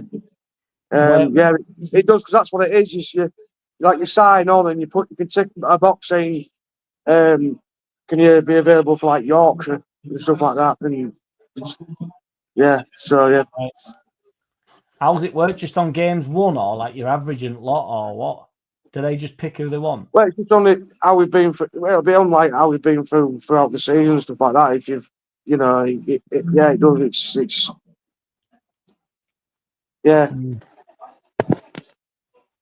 But the lads who have been selected for us on a Sunday, he's absolutely shit hot at the moment. Is he? Yeah. He deserves it. So yeah. Yeah. What do you play all over at shop then? I would imagine with that. Well, we go as far as Halifax. We're at Aston near Doncaster. That's where Bo Greaves is from. Aston. Brother played on Sunday, Taylor Greaves, but she weren't there. But she would have been there on Sunday, but she were down in Minehead playing in that ITV4 thing. Was she? Fucking hell. But she would have been there on Sunday. She'd have played for them on Sunday. Yeah, it's mad, isn't it? Really, because they all didn't you say Aspinall's normally knocking about in York? He does now and again, but he's from Runcorn. But he gets sponsored by a lad called I think Jamie Agnew. He's got a building thing, but they're sponsoring. He's down there tonight in Brighton. He's Aggers. Yeah. They go all over. It'd been mint following him about, wouldn't it? You'd have a right laugh. Yeah. Because it's just party. We need to get to one-at-ones in Blackpool or something. It definitely should go down or across, wherever the fuck it is. Yeah, I couldn't believe it, because I don't mind World Match playing Blackpool, but sold out again within about minutes. It's rad. It's getting that big now with darts. It'd be It's worth getting just so going to big. Blackpool, though, wouldn't it? I know you want to go into the thing because it'd be a proper laugh, but it's worth just going down to Blackpool for laughing it, really, just for weekend. Yeah. And just, there's a question come here for you, Lance. Do you get gherkins on your burger? Because they've got a question come in. Do you get gherkins on your burger? Do I get what, sorry? Gherkins on your burger, because a few lads recognised you from chomping on Do burgers. I get gherkins on my burger? Well, listen, because I don't actually mind them, to be fair. They're actually all right. But no, I just have onions and... But they don't offer them, do they? They don't offer them at burger. No, they don't, no. Yeah, but I'll tell you what, if anybody's a Leeds fan on here and goes to Ellen Road, go to that burger van where you go to, it's absolutely... It's best one. It's shit up. It actually is. It's mint. No, I just have fried onions and whatever on it and burger sauce, that's it. You get bacon. You normally go double burgers though, don't you bastard? Double patty. Normally I do, yeah. Yeah, I can't do doubles, me. They're too much, but a bit of bacon on it, I'm up for it. Yeah, but the thing is with me, if it's like a midweek game and it's like a nighttime game, I don't eat. Well, I eat in the morning. I don't eat till like late on, and I just, that's it. But yeah, but to answer your question, no, you don't. So yeah, there's a legend with them videos. You remember the first one? Cause we did it in ground because you were a bit hungover, weren't you? Yeah, you did. Yeah, you got that fucking. What I can't remember what they called them burgers, but the one nicest thing in the world, wasn't it? It was like a pie. It was a pie, wasn't it? No, it wasn't a pie. One of them like rollover. That's what they're called. Rollover burgers. They're called. Oh, are they? But yeah, but they're not right good. They're like fucking Rustler's burgers, aren't they? I'll tell you what, at Ellen Road, them, and I might try them one time. At Ellen Road, them salt and pepper chicken loaded fries. Yeah, they we look never shut up spot about on them. Yeah, you've never bought them. See it on football away days when people put it on football away days. Yeah, they do look all right. Like, they look really nice then. Yeah, they do look decent. So, yeah. So, current score at the moment in Broken Bridge Classic with darts is it's 1-1. Aye. A blockbuster. It'll be. There used to be tables and chairs thrown about, didn't there, when you all used to play down the road? Yeah, well, they give us it in when we came in, like, we're away team, we should be on dartboard practicing at 8:30. It says, well, you've took our table, so you should be sat there, sort of thing. You should be down there at dartboard. That's where away team sits. We get it all the time, but... Yeah, are they higher in league than you at the moment, though? You what, sorry? Are they higher in league than you at the moment, though? No, we're 4 points in front. Oh, yeah. It's 6th, I think it's 6th v 7th tonight. Right. But we're in Division 1, and there's a lot of decent teams in Division 1, we've not really achieved very well this season. We are better than the 6th place team. Yeah. Should be a couple more spaces up, but we'll rock on into summer season, really. When you can get out early doors, beer gardens, that's what helps you. like us at that time at Beagle, and we all turned up half slushed up before I went on holiday. That was the day before I went on holiday, wasn't it? Yeah. Edgy checked out on a 100 and something, didn't he? Something wild. I think it were 152 or something, or it was 15 something, I'm sure it was. It was something mental. It went all around board to get it as well, didn't he? You're like, yeah, I've got it. Yeah. And because Counter didn't even know he got it, did he? He says, I've checked out. We were taking darts out of board. We were like, yeah, I've checked out.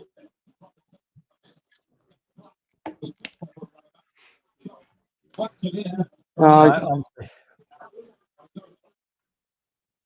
so I'll crap back to it, but drop back in when you let us know when you're off on. We'll get you back on. See what they keep us updated on score. I will do. I'll be back on in a bit. I'm going to go for another pint at bar now. And I'll be back on in a couple of games' time. We're only on third game now. So I've got another 3 games to wait now. So yeah, I will do. Nice. All right. Sorted. Take it easy, big boy. There he goes. The man, the myth, the legend. He's back. You got your answer to Gherkin on burger. He'd take out on burger, arse ripper, to be fair. Gherkins on cheese on toast. I couldn't do that, to be fair, Joe. But I'd definitely like that. But I think there'd be something. I'd have to do that at home. And all like that, I can't do at home. It's too much. Whereas, you know, cheese on toast, of course. But I'm not like, where do you get your gherkins from and that? It can be too much for me, all that stuff. Gherkins in my house. I don't want a gherkin in my house. I've never had a gherkin in my house. I don't want another gherkin in my house. I'm pretty sure of that. There's no doubt.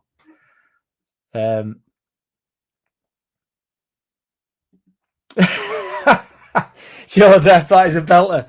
I'm a bit. Do you know? I did actually think. I did actually think that genuinely when. I'll take White Snake is here. Cheers, dude. Take it easy. I did actually think that where's Chickers for this because. I've not seen these. It's because I was chatting to him and I want to keep it on. I want to keep him talking. I need to get back to that. Where is it? Is Tudor Rose in? I'll get first and say I have no trouble finishing. I did think because what did he say? He said something like, it's all right. You can score whatever you want, but if you can't finish, yeah, you can score. You can get a 10 out of 10, can't you? But if you can't finish, if you can't close the deal, then did it ever happen? Oh, it's funny. That tickled me, that Joe Depp.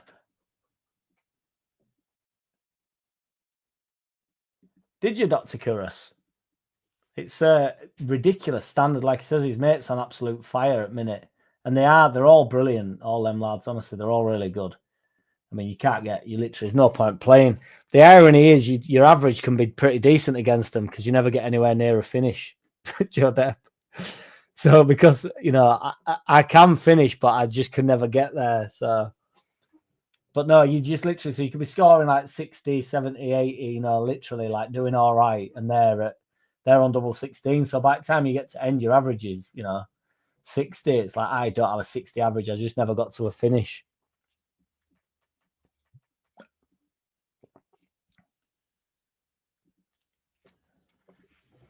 Royal with cheese says BMG. YouTube. I can't take any more. I recognise Bill Maynard, but I don't know what's going on anymore, Andy. There's too many. You've got too many different conversations going on with me. CB, yes, what's good, man? It's not showing up. Yeah, I know. It said that you gifted a membership, but it just didn't. It didn't say. Normally, it tells me who it's gone to, but no, not today. Are you calling my mate Bill Maynard? Let me have a look at Bill Maynard. This you push me too far, you do, lad.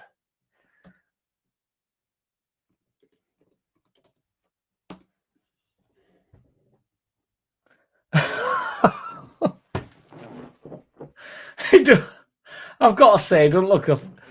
I can sort of see the resemblance, in fairness. But he don't. Maybe he does a bit. Maybe he does a bit, to be fair. Let's get this going on.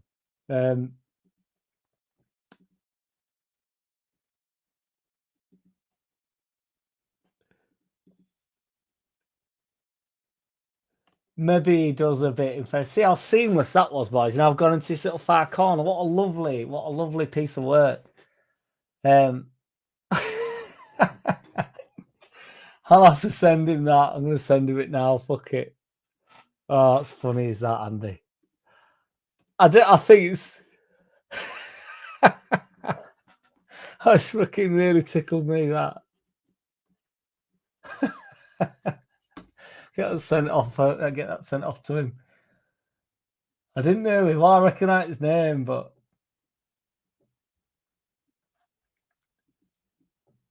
he's just put lol.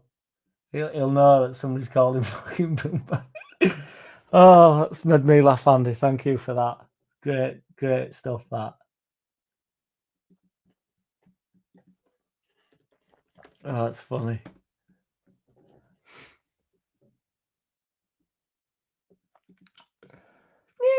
Hey, you haven't lived,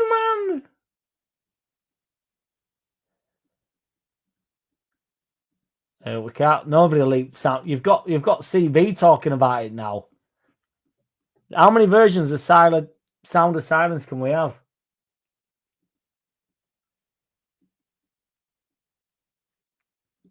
Pickles Clem. It's quite a good sentence. Clem Fandango. When I first arrived in America, my girlfriend stopped and asked, did I want a snack? She came out with a jar of gherkins and beef jerky. No. That is not. I repeat, that is not. And this is not a test. That is not a snack. That is not a snack. Good lad, Dr. Kuros. Get them 180 slapped in, lad.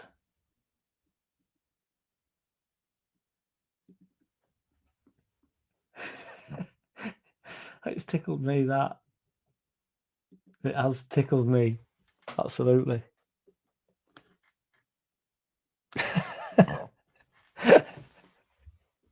It's Magic Arm, Morris. Maurice. How do you say Morris? That's not Morris, is it Maurice? Is it Maurice? I don't know. It doesn't matter, does it? Oh, it's funny. Have we still got that poll going, guys? I've lost everything now because I've got carried away with Bill Maynard.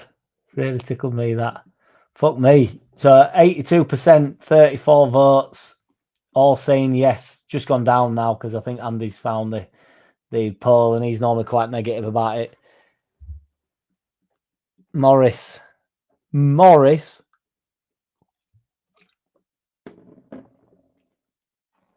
Oh, yeah. Go on, Clem Fandango.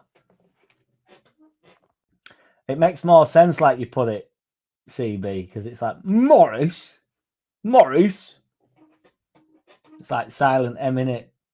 You cannot beat Frazzles. I won't have it argued. What I will say is there's these proper shit stuff. But I am partial to a proper shit crisp or a shit snack. And they do have in Asda, could be Tesco, don't know which one it is, but they do like a multi-pack of shit. And it's onion rings, these cheesy puffs that are awful, but like proper addictive. It's like they've got crack cocaine on them or something. Because they're really like hard. And I love a what's it, but it's like they're too hard. But once you get used to it, they're addictive. So onion rings, cheesy puffs, and then they've got like bacon, like shit version of Frazzles. And I wouldn't suggest it in replacement of a Frazzle because they're not even that nice. But again, once you get used to them, I'd always pick Frazzles, by the way, because Frazzles are actually well tasty. I even like them scampi fries, to be fair, and I never did, but as of the past sort of year and a half, I can eat them. It used to spaz me out a bit, the explosion that goes on with a scampi fry. You bite into it and it's a bit like it like bursts, like you've bit into a donkey's bollock or a emu's eye or something. It's too like, it feels like it's too much. Scotch egg. I can't do Scotch eggs though, dude. Can't do Scotch egg.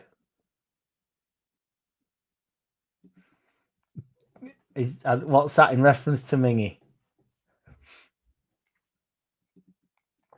I think we'll finish top 2, but absolute worst case, I think we'd win playoffs.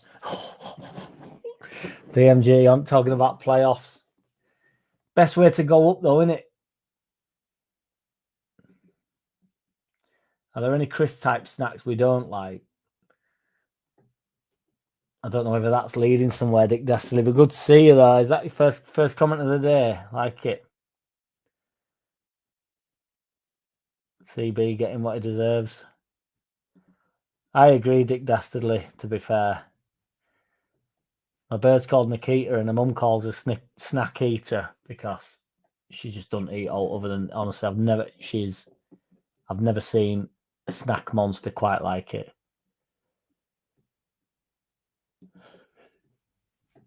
Joe Depp bringing me back into Simon and Garfunkel. Again, if it weren't for the copyright, which I actually don't care about. If we breach the copyright, I get about 10 pence for these lives, so I'm not bothered about the 10 pence. But it marks your account and it takes down the sections and stuff, and you have to like dispute it and all this shit. So I actually wouldn't care about the copyright. I'd be up for it, but we can't do it, unfortunately.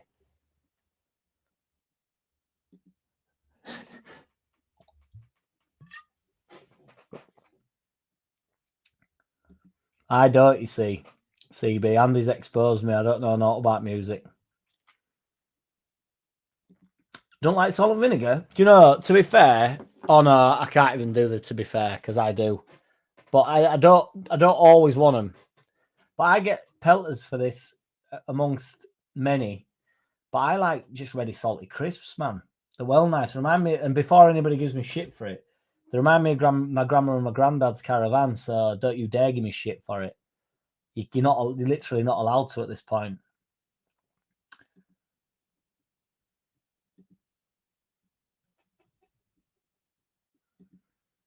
We're going to talk about Pringles again. We can't do more Pringles talk. Dick Dastardly, I've been missing you, man. That's what it was.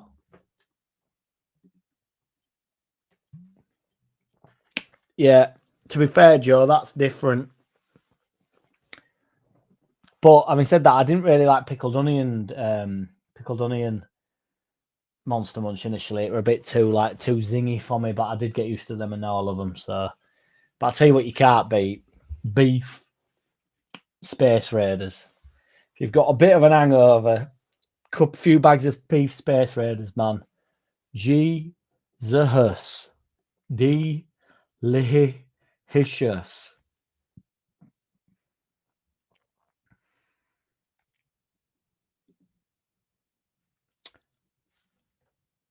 I'm just going to leave that there, I think, Andy. Just let everybody read that. I don't think it's the vinegar that makes the chips soggy. I think it's leaving them in the bag too long, and then it sweats, and everything becomes wet. Joe Depp on his finish. BMG. If you'd have not asked for it, you can get them out. You can get them out of me by just genuinely, you know, that they do. I don't know it's Angry Mad Gav until I'm like 10 seconds in, and then I'm like, oh shit, I've gone full Angry Mad Gav mode here. Yeah, it did me, to be fair, Dick Dastardly. It was pretty legendary because, you know, I forgot about Blind Gate, but it was quite funny. But his missus used to actually comment on quite a few things about my surrounds, you know, and it got to a point where I thought, I need to improve this room. And normally, you know, I'd be like, because, you know, we spoke about disses before and bad comments before, but not that his wife, she's lovely. I'm sure she's lovely, but they do resonate with you, and you think, oh, well, yeah, maybe it does look a bit fucking silly. It's like if I turn this light on, which I've now taken the bulb out of and I use different lights, there's like a beam that sort of like just slightly comes down over me. My brothers are into film and stuff, and he were like, can't be having this. He were like, and I got telling off, so I was like, all right, I'll sort it. I'll just turn it off. But I don't really care. Do you know what I mean? It's not that deep. It's not that serious. But I do think it does help. So to be fair, and I like my back wall, but I'm going to put my vinyls that are there next to Woody. It's quite hard to do this in mirror image. That are there next to Woody. I'm going to hang them, one here and one there, I think, and put some vinyls in it. And then you can all you Neville bastards can send me a signed version of something that Simon and Garfunkel have done, or Departed, or whatever they were called. What were called? Forgot the name. Devastated or something. Disturbed. I just found it.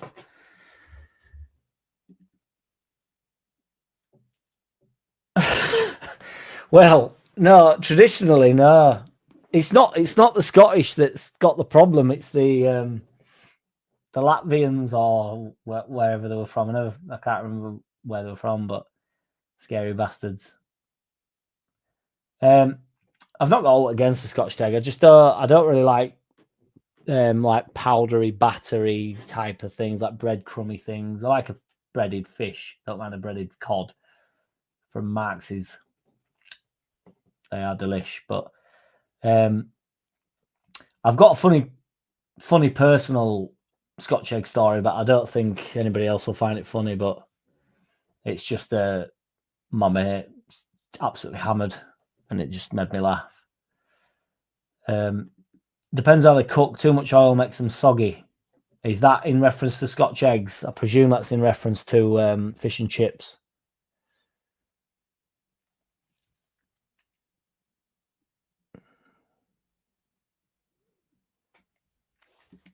I'd have been interested to see that myself, to be fair, Legendary MVG. How do you rate eclectic? I always think when somebody says eclectic that they're trying to make themselves out to be a little bit more, have a little bit more in tank. Got an eclectic taste in women. The vinegar in Marks, so it's clearly an irritated Dick Dastardly that we're discussing vinegar and chip shops. 99 times out of 100 is not real vinegar. It's non-brewed condiment made from concentrate. Interesting, dude. Truly. Yes, AO, what's good, brother? Smash a like for your boy. To be fair, we've not kept up on the likes, boys. To be fair, there's only 30 watching. We've had 46 likes, but I'm sure there's new people in here that aren't liked. So get them likes wanged in for us, guys. Do an Angry Mad Gav, refusing to be Angry Mad Gav. I think my mind would explode.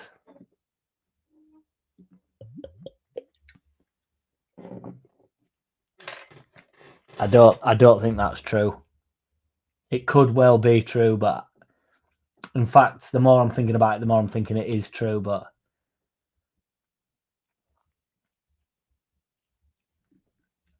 is that true? Don't have me Googling something again. Vinegar Gate, says Ming.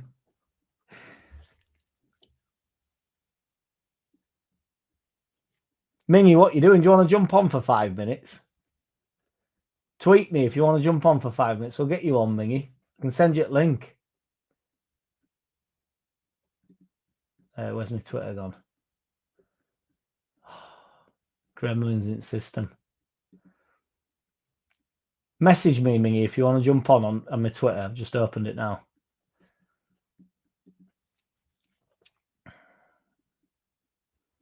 So much shit you get in this fucking in my message requests. Welcome. Your financial account has been added. You are in to make millions. Hot women, sexy lingerie, video chat is available. Hello, my name is Angel Lilili. Nice to meet you. I like to make friends with people like you. Yeah, who falls for that? I know people do though. That's the horror behind it all, but people do. Good AO, thank you very much, dude. Thank you for popping in.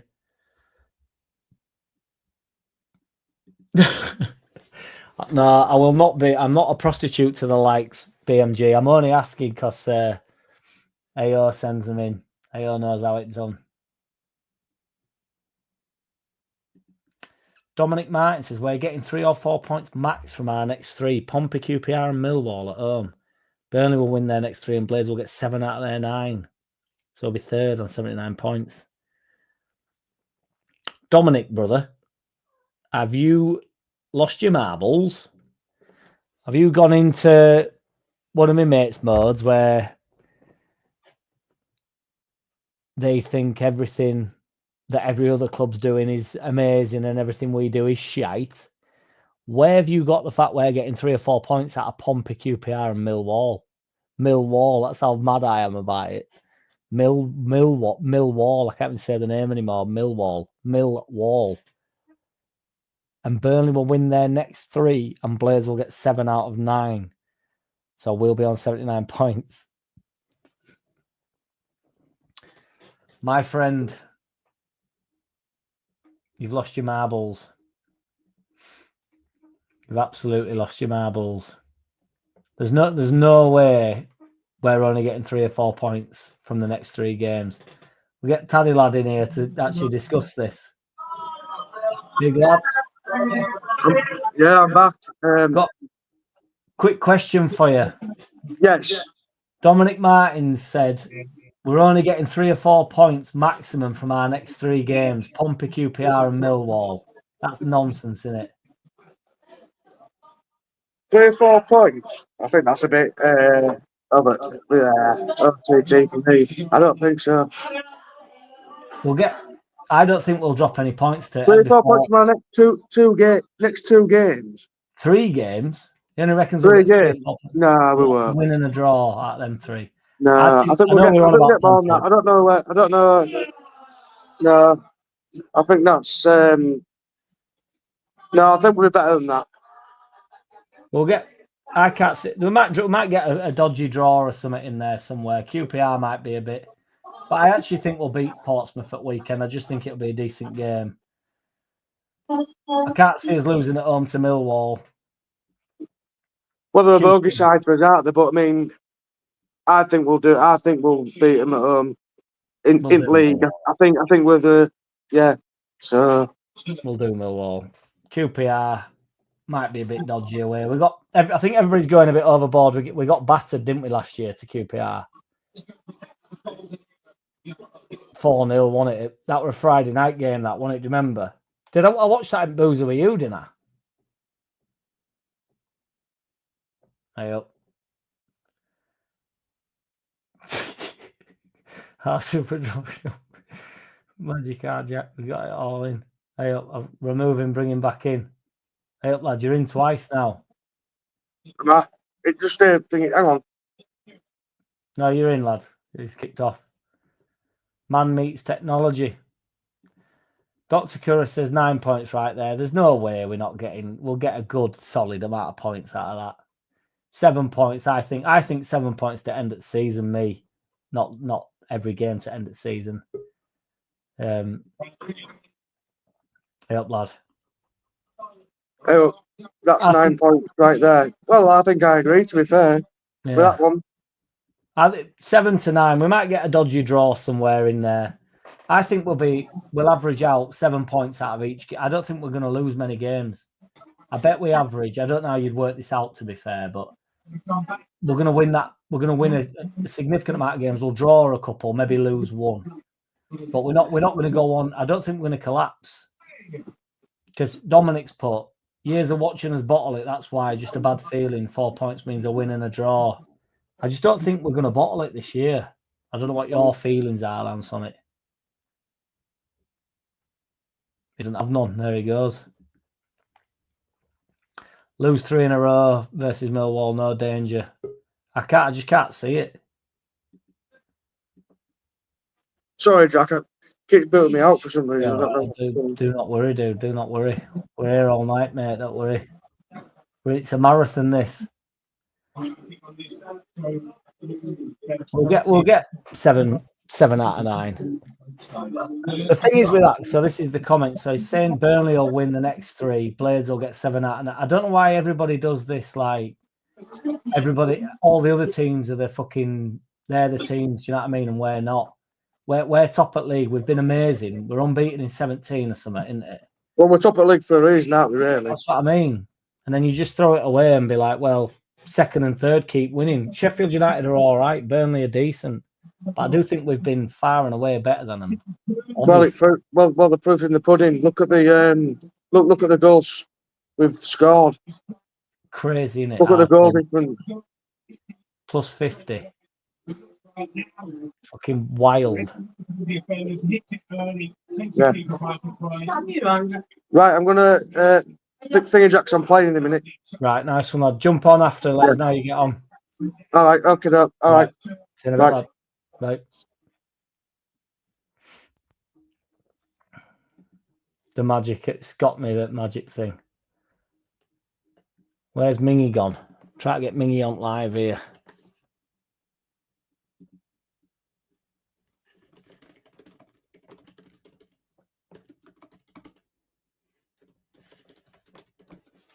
Does anybody want to jump on, boys, for a quick chat? Tweet me if you want to jump on. Jump on live, not a problem. Mill Who says Arse Ripper. It's nearly getting to... I tell you what I can't do anymore, boys. I don't know if I can put... I don't know if I can put my piss song on through this software, though. I've not thought that far through.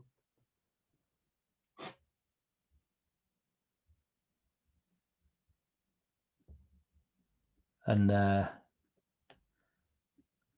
there's too many names getting dropped now. Nick Berry, Alvin Stardust, Buddy Ollie. Buddy Ollie, that one, Buddy Ollie rings a bell. I know, but in fact, I definitely know Buddy Ollie. Hang on.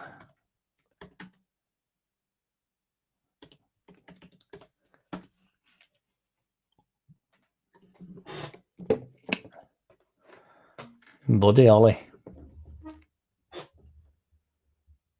American singer-songwriter musician who was central to pioneer figure of the mid-50s. Rock and roll, baby.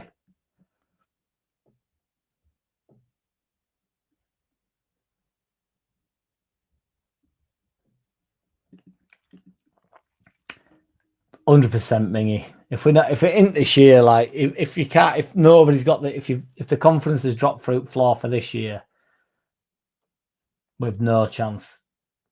Honestly, you must literally be shitting your pants. Buddy Ollie did.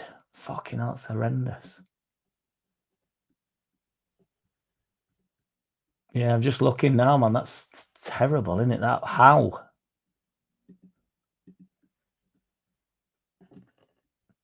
A bit of Buddy Ollie time here, look.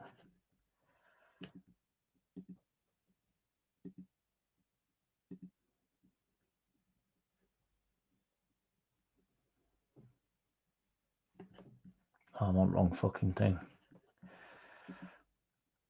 Plane crash. Fucking hell.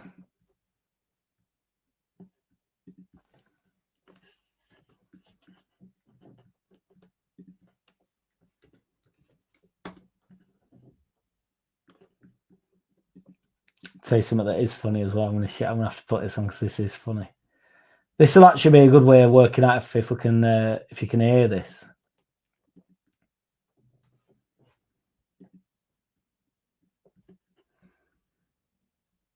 Do I know any tracks though? 22's it's so bad, isn't it? Playing fucking hell. Buddy Ollie, what a legend.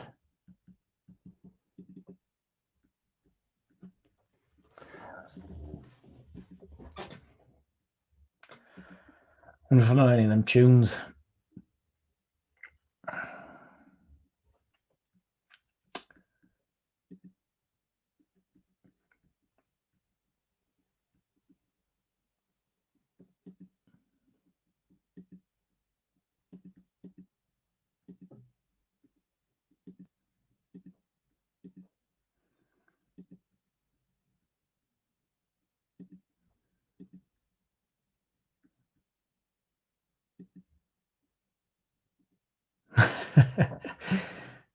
I didn't remember this. Right, tell me if sound comes on with this, boys.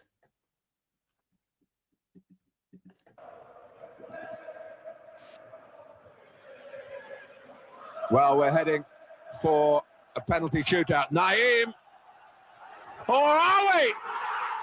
Can you believe what you've seen? Naeem, once of Spurs, has taken the Cup Winners' Cup. The boondoggling Naeem 50-yarder that ripped out. This is honestly, I don't know if anybody's ever seen The Fabulous World of Freak Football, but this is truly, I think, the funniest thing that's ever. But it's the, we're heading for a penalty shootout. Naeem. Oh, are we? It is the, oh, are we? Arsenal's hearts in the 120th minute of the 1995 Cup Winners' Cup final. And the reason we didn't include it is because, well, it's perhaps too familiar, isn't it? I mean, you can only see that so many times. We know what happened. No, go on then.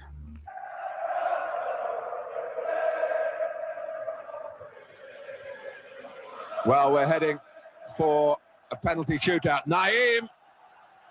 Or are we? Can you believe what you've seen? Naeem.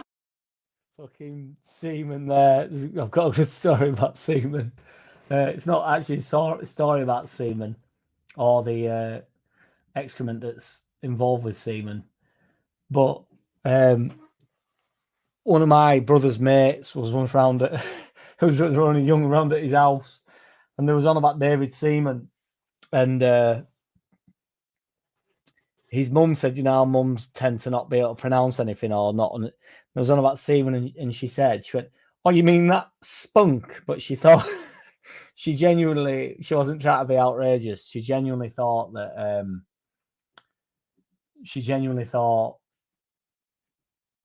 David Seaman was called David Spunk. So I think that were pre-ponytail though, wasn't it? That was when he were meant to be decent. I never thought Seaman were that good, to be fair. I honestly didn't. But I'm gonna have to go for a piss, boys. So as you all are aware by now that we've learned that the music does come through, we're gonna have to put the piss track on. My sincerest apologies. I'm gonna have to run for a slash, boys. Tweet me if anybody wants to get in on live here. Let's have a chinwag. Talk about chances of going up.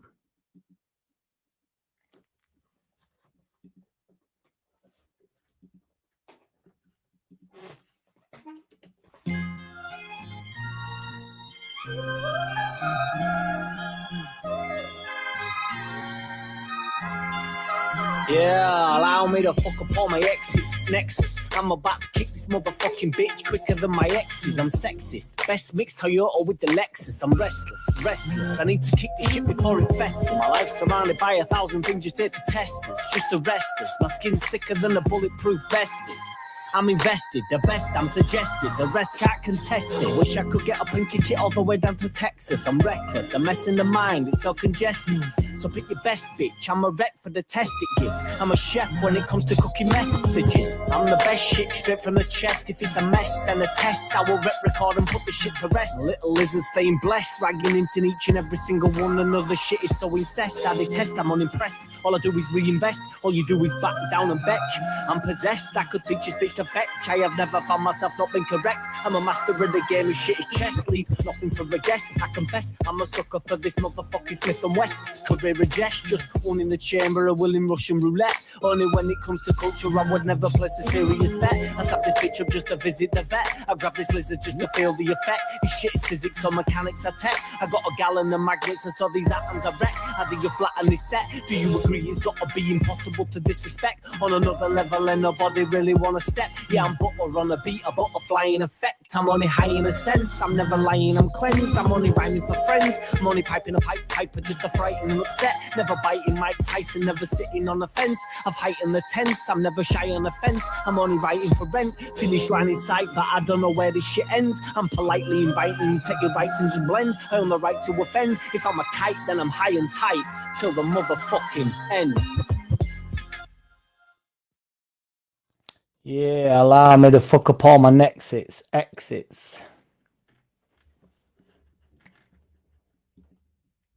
And we're heading for a penalty shootout. Naeem.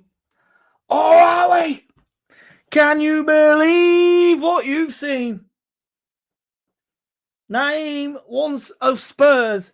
Outrageous to hit it from there, isn't it? What a finish. My man, legendary. Let's get another talking point up, boys. Have I got a poll running? I think I've still got a fucking poll running. Are we going up? 78% out of 41 votes say yes. That is unanimous. We're off up, boys. Let's get a talking point here. We've got a talking point or two. There's talks of this Hugo Bueno left back. I can't really be bothered talking about that. I'll do that in my shit vid tomorrow. New sporting director might be different for my man Farke going forward. They're on about this Samir Arabi. A pretty good video, which I've not, well, I'm saying pretty good video. I've not watched it yet, of Lockie Leeds. Do go check that out. I will be checking it out after, or certainly tomorrow while I'm at work. I'll be listening to the tones of Lockie. Apparently, the structure might be changing ever so slightly, or quite significantly potentially. Farke might have more control over the finances, or certainly who we're going to sign and stuff with the amount of money, because the structure might change, basically. I'm not 100% sure I'm even keen on that being the case, because I'm not sure. I'm not sure what I think in general about financial stuff. So, are you better off, or is it a pointless exercise? So, if you just ignore Orta, but let's use Orta as an example, right? So, if we'd have got through a few more managers and it had been a few more windows before it all went tits up with Orta, does he go out and buy the players that the manager wants? Now, I'm aware that they go up, they go in, and they'll have a conversation and they'll look for the type of player that the manager wants. That's their job. Which I understand that. But there's got to be an element of looking forward. So rather than just, I mean, I know the board back in the day, they just cut the money off and said, no, we don't believe in this dude anymore. Just stop buying players for him. But I don't know whether it's better to have someone there that understands the longevity of the club. Basically, what I'm trying to say is what's I believe to be happening during football or with football is the chairmans of the world want players to remain. The chairmans want a contingency plan. And if you have it as the manager gets sacked and the manager gets seen by the players, and everybody likes the manager, and then nobody likes the manager. Even people wanted Bielsa gone. So what ends up happening is you put a lot of money into this man, and then it falls apart a little bit. Whereas if you've got basically like a ghost in behind him that's actually going out and signing all the players that nobody really knows who they are. For instance, I mean, a few people wanted Orta out, but they want a mad hysteria about getting Orta out, were they? It was like Bielsa out or next guy out, Garcia, whoever came in, him out. Do you know what I mean? Marsh out, Allardyce out. Or Allardyce wasn't here long enough to get out, but it was, I mean, it became a joke at that point. My point is, though, nobody above him gets sacked, or nobody to the side of him gets sacked, depending on how you view the club. So, is it really? Are they in position? Are they in a position where they can't be sacked in the club, and no fan is bothered about them being sacked? Because really, was it Bielsa's fault that the side had collapsed, or was it the fact that I don't think it was the board either? I think it was the board. To be fair, we didn't back Bielsa enough. If we'd have backed Bielsa, we'd have got the job done. We should have never sacked him. We'd have stayed up. I don't want to go off on a tangent. My point is, the people at the board stay. They remain forever. It's like the permanent government, isn't it? You can vote whoever you want in, but the government always get in. It's like the same people are always there, sort of running, pulling the strings. Don't know. Interesting. George says, managers rarely last more than a few years in a job. Would be daft for us to give a manager too much power. Look at Man United squad. It's a combo of 5 different managers and it's mashed. That's what I mean, man. So, but is it back in the day? My point is, they would have backed the manager, knowing that when times got hard, the board wouldn't just bin him off. Whereas now they just get rid of the manager, and it appeases fans, because fans think that the club and the board and the chairmans, they're all actually thinking about the best thing for the football club. And I don't think that's necessarily true when you sack the manager. I just think they're just making a point to go, oh, we'll get rid of him then. We'll get him out. And it's like, well, what did that do for us? Because we still, we stayed up with Marsh allegedly, and then he had a full season at it, and we were going down with him. And then he got sacked, and then we still went down. We're still shit. I know if you look at the metrics and all this shit, all this Marsh shit that he spewed out. Back in the day, though, the manager would be there for 10 years, wouldn't he? And he'd actually build a bit of a dynasty. And that doesn't happen anymore, so...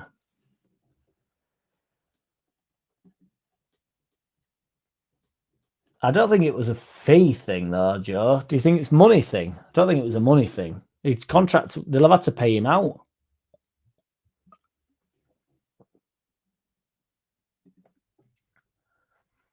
Brighton do it their way, the best, with no influence by the manager.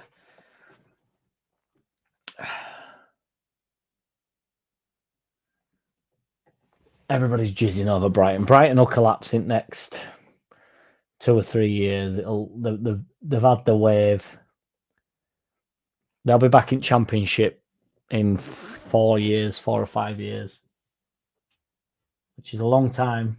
You know, it's a hell of a long time in football, but they'll make a couple of mistakes,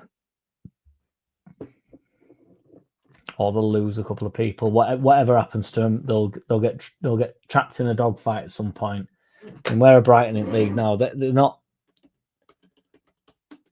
I mean, I'll probably get pellets for this, to be fair, but I don't care. They're 8th, 43 points.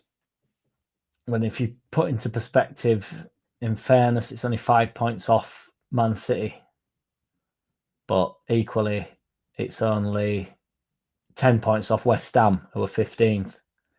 So they're only 10 points better than 15th. Now, I know that's how shit works. Shit is as shit does.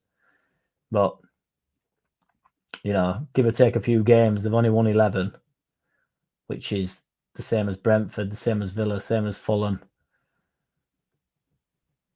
And then obviously it drops off to 7 for Everton, who are on a bit of a better run now. But that's what I'm saying. Everton are 11 points behind Brighton.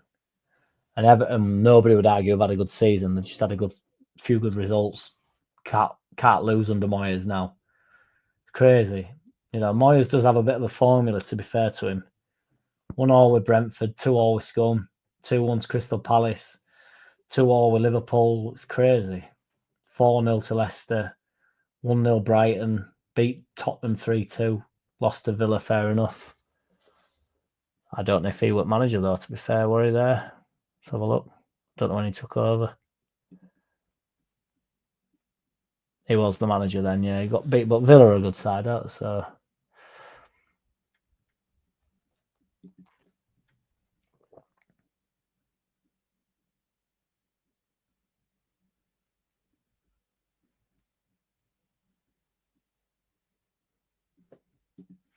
Take it easy, Mingy. See you in a bit, dude.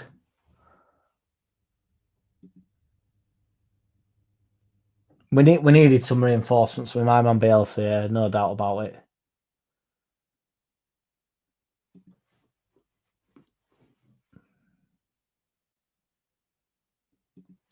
Well, he made Bamford, didn't he? So I don't know. I don't know. I don't like the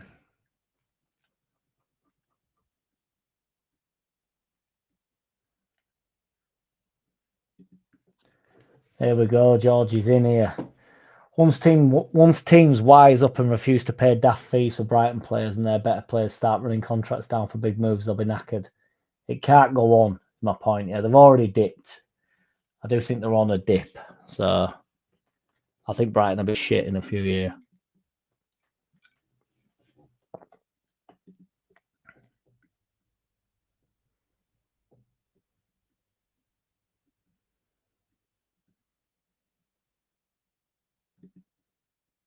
All right. What, you mean you're not going?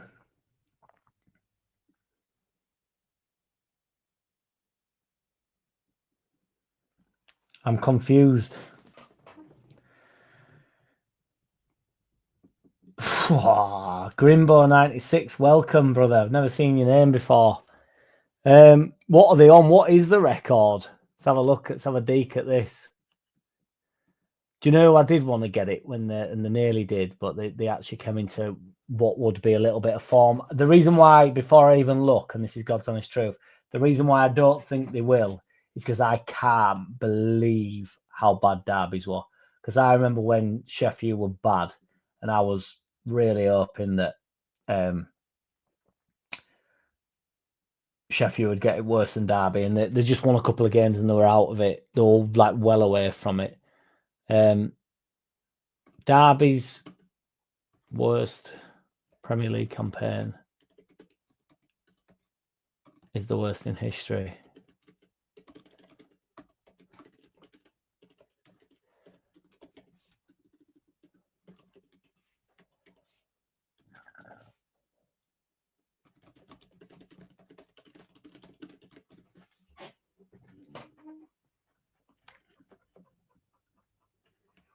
I'd be up for it just on basis that it's pretty funny.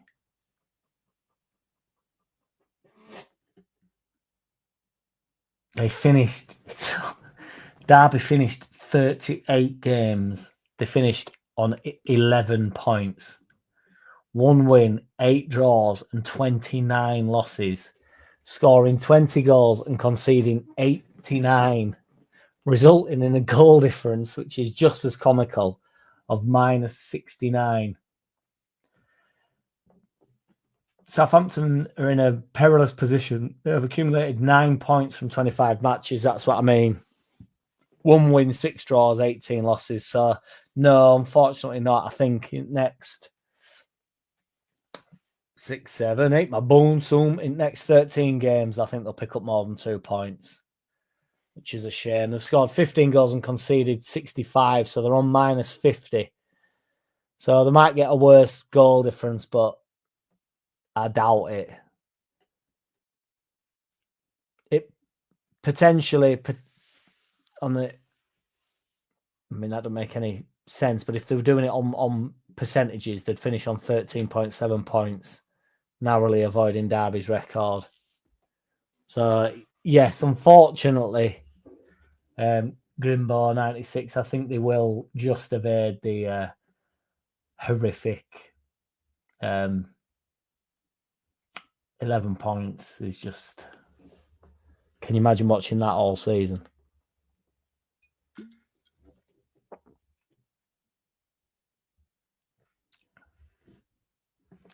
I'm confused as to what's going on here, boys. I'm getting confused.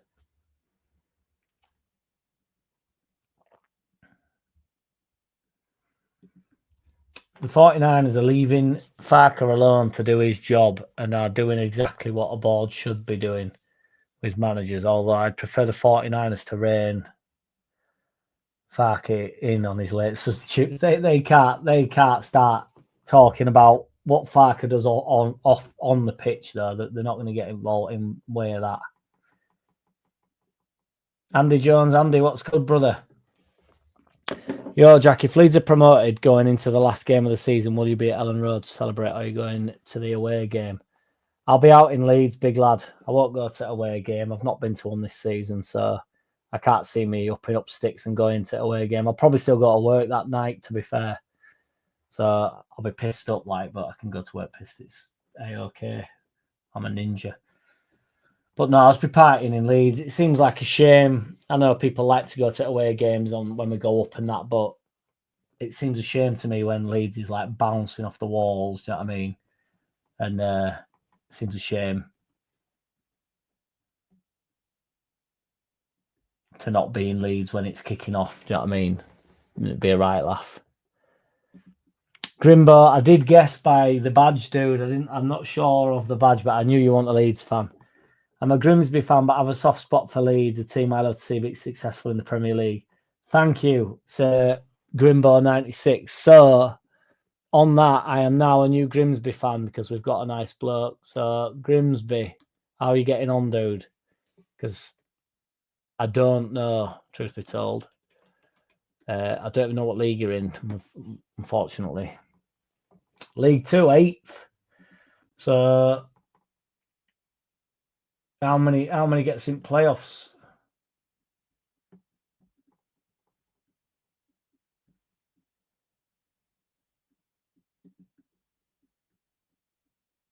Is there any playoffs? Right, a meltdown here. How have you been getting on, dude? 34 games played, 53 points. You're only 3, 4, 5, 6, 7, 8. You're only 5 points off 4th.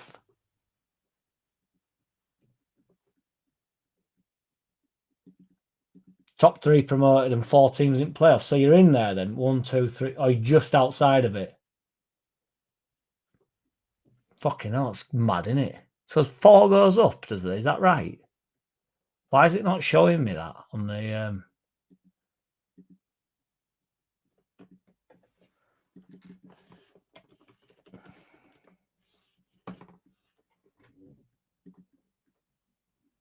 Why is it not showing me that? Fucking whack. It normally blocks it out, but it's not doing it in League One either. What do you reckon your chances are then, Grimboy? You've been going all right. Might be worth a $5 on Southampton staying up. To be fair, I mean, you know, as bad as they've been, they won't be that far off, will they? That's what I mean. The bottom has been so bad in Prem. I mean, I know they'll be some way off, like, but they are some way off, but it's only, you know, crazy things have happened. Wolves in 17th for 22 points. Everybody comparing Wolves to what we'll do next year and stuff, and I'm not here for it. I'm not worried about it. Just because Wolves have got some decent international footballers, everybody goes into meltdown, don't they?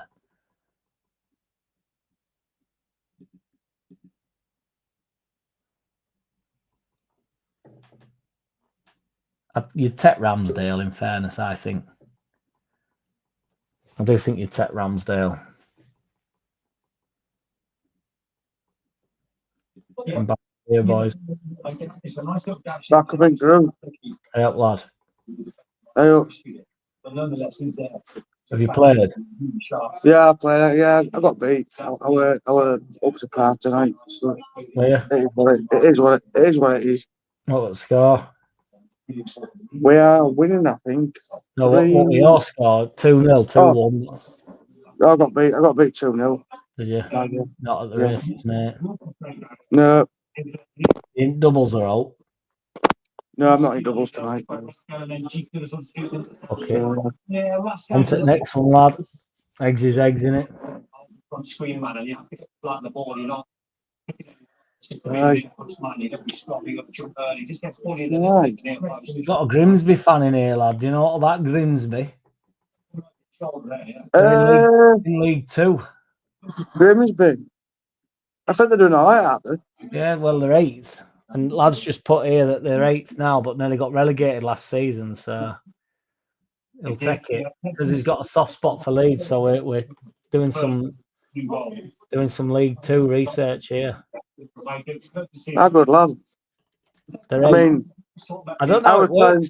He says top. Do you know how it works? Top 3 promoted, and then next 4 teams in playoffs. Is that how it is? I don't know. Without looking at it, no, it's top 2 in it, playoffs, isn't it? I thought it would be, but I don't actually know. To be fair, it's weird when you get to lower leagues. Top 3 promoted. Top 3 get promoted and 4. Ah, yeah. Yeah.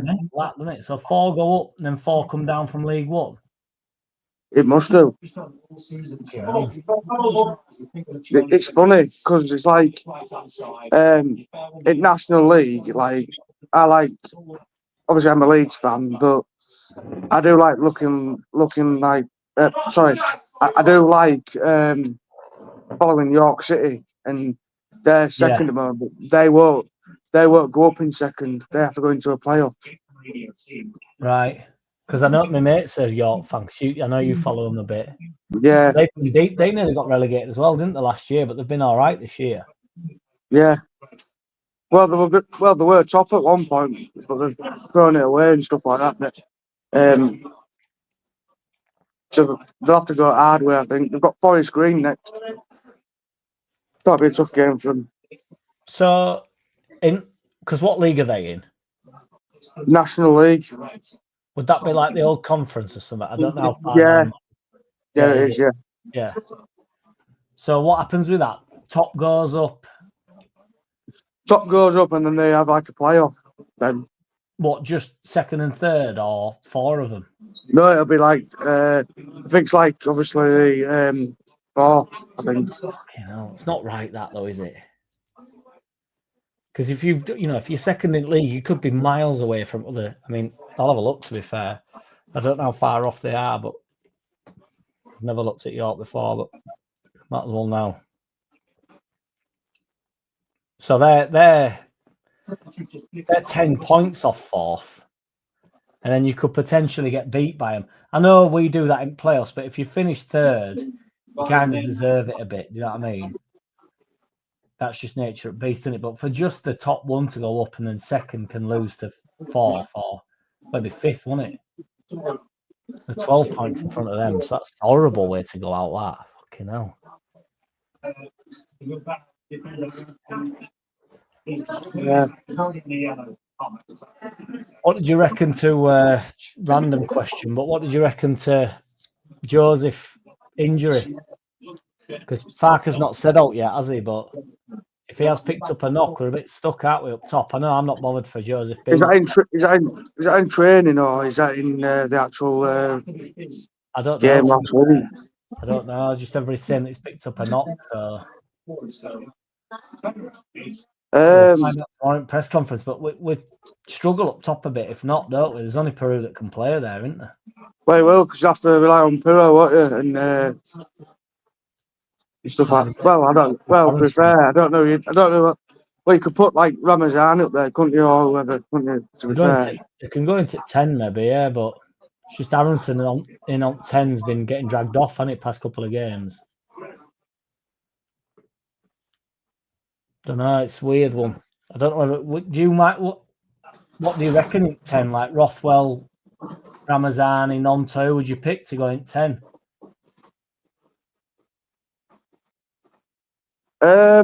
Not too sure, to be fair. I mean, like to me, as I said to you the other week back, I mean, I'd cement Rothwell in there in the middle of the park. You've got to do. Yeah. Whether I'd probably have Rothwell probably sort of like a holder, and then put like maybe Tanaka trying to run on. Maybe I don't know for that one. Well, I'd have Tanaka in 6 though. To be fair, I'd have Tanaka in 6 and then Rothwell going forward. I think that's the best way to go. Yeah, maybe. Yeah. Just because I think Tanaka can do a bit of both. I think Rothwell's underrated in defensively though. I think it's a load of bullshit, me. Well, I think Tanaka's like a Japanese, like I want to say like a Calvin Phillips, but yeah. If I'm right with that one, I don't know. Well, no. Well, yeah. He doesn't spray ball about quite like Phillips, but he definitely can get on ball, can't he? He's mint on ball. He's probably better. I mean, he's probably an 8 as well. He's Tanaka. I think we're sort of stuck, really. Who's going forward more? I just think Tanaka's probably better sitting.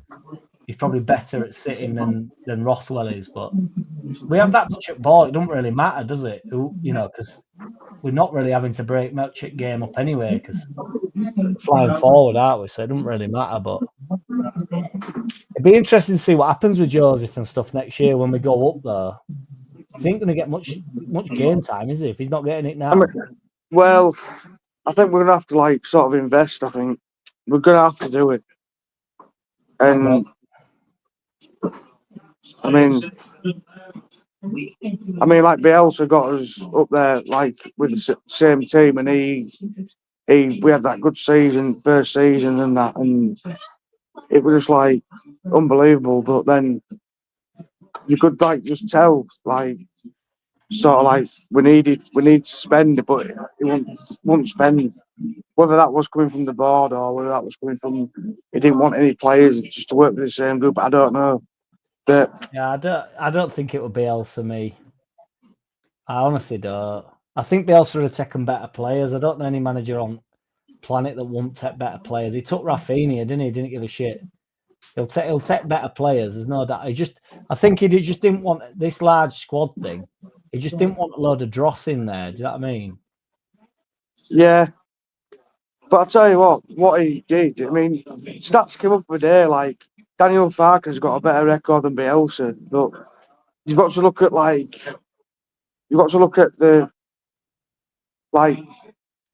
how we played the style of football as well with that one. And the squad that he's got, Farke's got a better squad, hasn't he? But I mean, that don't matter either. Farke's still doing crazy numbers, but I think we all know where we were at when Bielsa took over. I mean, we were shit, weren't we? And he took us over, and we were suddenly like these players. And he got us playing really, really, really, really good football as well. The most mental football absolutely ridiculous. It was mental football, wasn't it? Absolutely ridiculous. I mean, I've never seen. I've actually genuinely never seen. And we did get used to it, but I've never seen football like it. It was. You never felt like you'd lost. Like I remember when we went. I think we went 2-0 down to Scum or something. I remember being in box in Leeds, and I think we were 2-0 down, and I went to bar and came back, and it was 2-2. It was like, like we was always in with a shout. I think we ended up getting beat anyway by Scum that day, 4-2 or something. But Yeah, we did. Yeah. we only needed moments. Do you know what I mean? We only needed moments with Bielsa. It were awesome time, wasn't it? That.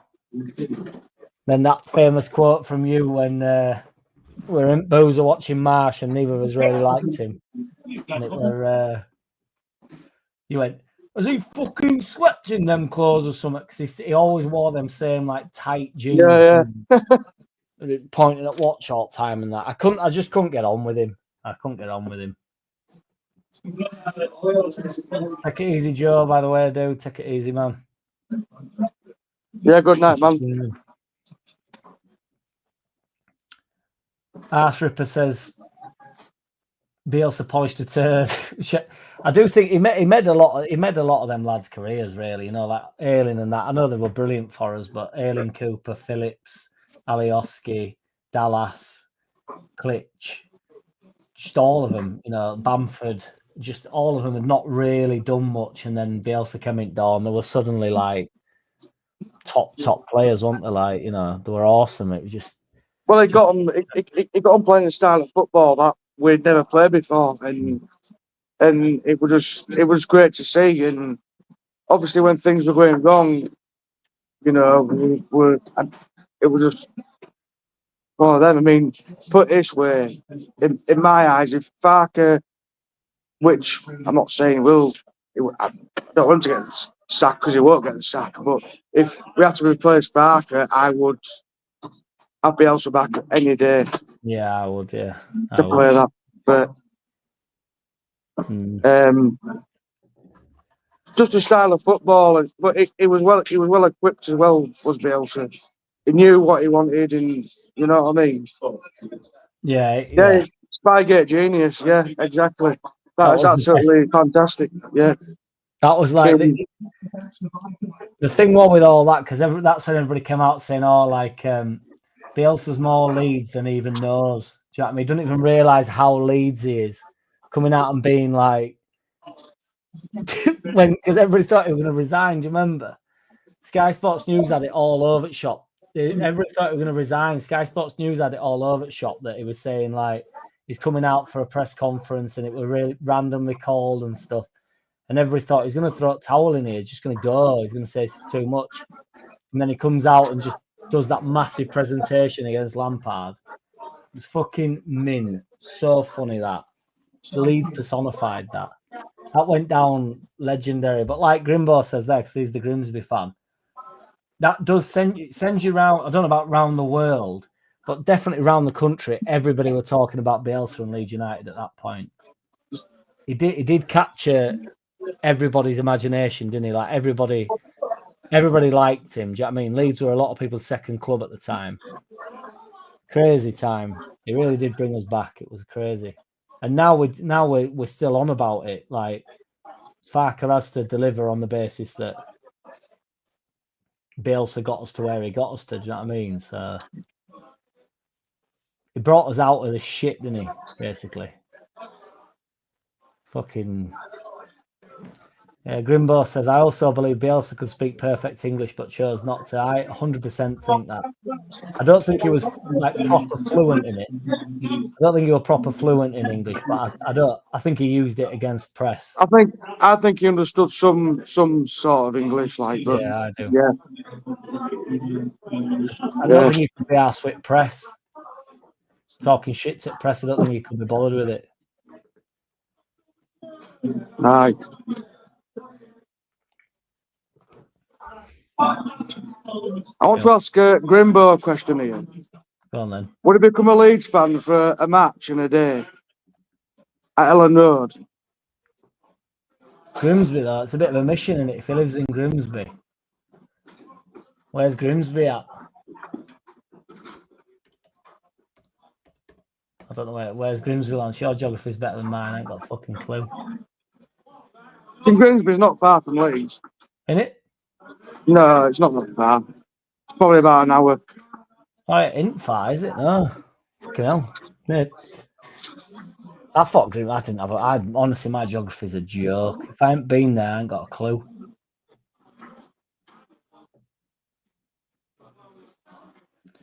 Dominic Martin says Bielsa could still do a decent job for us in Prem if backed by 49ers sufficiently this time.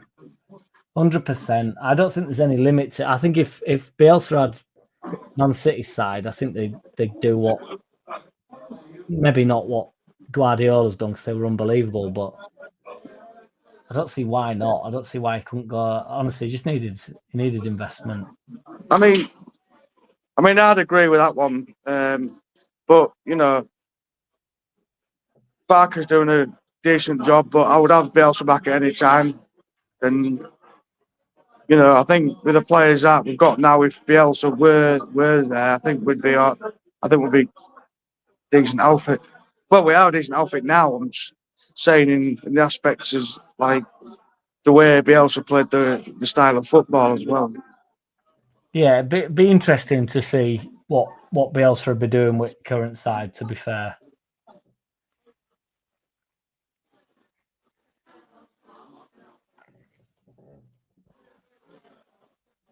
He lives in Halifax. I think. Sorry. You all right? I think Sunday. I mean, I don't think it's going to be an easy game Sunday. I think it's going to be a really, really tough game down there, and I think it really is. Obviously, you know, look when they come to Ellen Road. I know where they are in the table, but I just don't think it's going to be go all our own way. To be fair. So Grimble is in Halifax, so it's even closer, isn't it? What do you reckon, Grimbo? If we can get you a ticket, come to Ellen Road for a match. Get up. Get alt boils for promotion party. So you're coming out on last day of season, Lance, so you get lashed. Am I what, sorry? You're coming out on last day of season, we'll get lashed. I might go to Plymouth and get a ticket. I know somebody's mentioned that, but I'm just going to go into Leeds, me. I can't. Probably won't get one, but if not, yeah, probably. Well, I can maybe get older one, but it's. Well, in fact, it might be all over. It might be all over. Yeah. It's our last home game at season. Yeah. I think there's a chance with 3 games to go, we'll be promoted. We just don't know whether we're champions. I can't remember. Can you remember how far off Bielsa was? How many games it were off? You know, when we knew we were going up, because they all went. We're only a game or 2. Were it? Yeah. It must have been 2 though, because they didn't turn up to one at games or something. Or were they like I can't remember how it went. But I seem to remember like a game where. Well, we beat Swansea, didn't we? Yeah. We beat Swansea and we sealed promotion. Pablo Hernandez scored, didn't he? Did that? Do you remember? That didn't seal it though. Yeah. That didn't seal it, did it? I thought didn't West Brom lose? Somebody lost. No, I think we have to beat Swansea because if you remember, we went to your studio a bit and then went into Leeds after. No, I don't know that we did do that, but I don't. That want to win. That want to go up. I don't think. Somebody will tell us. Yeah, but I thought. I can't remember if it was West Brom, but I'm sure like West Brom got beat. Like somebody Sheffield or something beat them. Somebody in comments will tell us in a minute, but somebody got. I'm pretty sure West Brom got beat, and that meant we were automatically going up. But the Swansea game was like on a knife edge, wasn't it? That's why that was a big moment. But that's not what. No, it can't have been because. Hernandez scored. He scored in the last few minutes, and we went to the ape. Yeah, because we needed that win though. It was a big win, but I don't think that sent us up. We were already up. I'm telling you now. No, we want up. We want up when Swansea scored. Definitely not. But that didn't send us up. I'm certain it didn't. It were a horrible game. It were last minute job, and it were on a knife edge. Yeah, it was because we went to your studio. Huddersfield. This is what I'm saying. Huddersfield beat. I'm pretty sure they beat West Brom. And then that secured our. Huddersfield beat West Brom. Top two.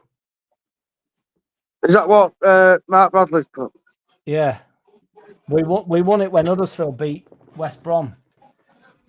Is that when they won the league? All right, yeah, all right, yeah. Sorry, miss that. But that might be when we won league though. Now I'm getting fucking confused and all now. I'm pretty sure though that just confirmed our promotion because I drove to Ellen Road, me. And I had all little young nippers jumping on my fucking bonnet and that on the van. They were fucking literally sat on bonnet because I was bipping on and they thought I wanted them out of the way and I was celebrating with on and then they all jumped on bonnet.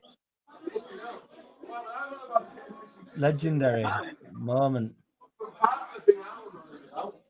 Yeah, I'm trying to listen to you, like, but it's getting a bit noisy, you know. Don't worry, lad. Jump back in a bit if you want. Yeah, will do. Yeah. Right, all right. I'll come back on in about 10-15 minutes. Right, sound job, lad. Okay, dog. All right. See you in a bit, lad. All right, see you in a bit. Bye. In a bit. Right. Let's dispel this myth here. He's got in my head. I'm fucking certain that did we not win the league at Derby after Huddersfield won? That's what I'm saying, Mark. I'm sure. But he seems to think that the goal at Swansea sent us up, but I don't think it sent us up. I just think it were a big goal. Like we just needed it were like a Chef U goal other day. Do you know what I mean? Like last minute job.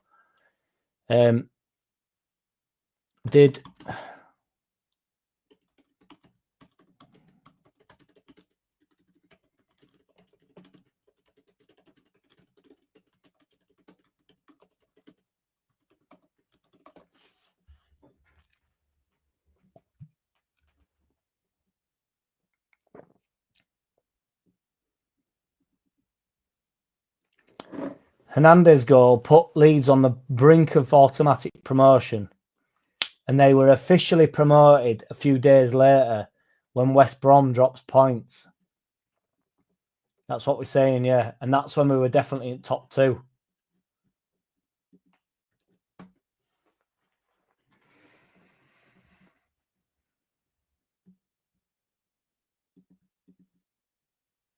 I don't know. We'll have to work on a name for him, but normally Big Dumbo. Yes, now what's good, brother? Oh, my man Mark here. This has popped up unannounced. I've not seen this. Sorry, Mark. It's because I was talking to Big Dumbo, Big Briefer, Big Boofer. My man Mark Bradley handing out the memberships like it's Christmas, like he's Santa Claus. Lee Myers, Darren Lee, Dougie LUFC, Liam B, YRA 1919, CR81, Chris G Man, Andrew McCoy, Mali LUFC Robinson, Ena, Legendary MVG, Ena. Yeah, you've all been granted gifted memberships by my man Mark Bradley, the West Coast Warlord.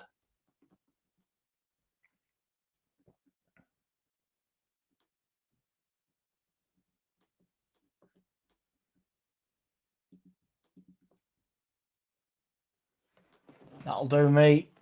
That'll do me, Clem Fandango. How did that happen, says MVG.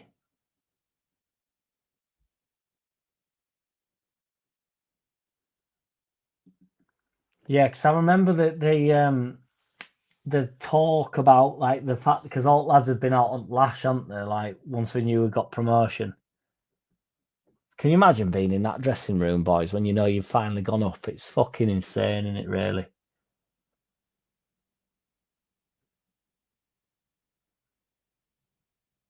All diehards are predominantly members. That is true.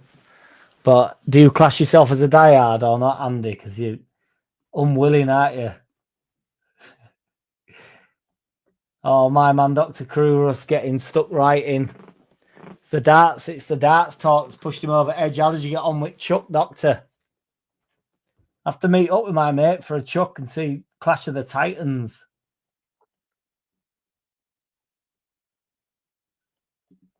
That's ace, is that?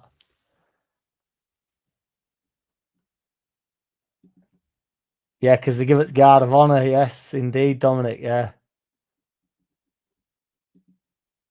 Yeah, it was mental, wasn't it, when they're all celebrating?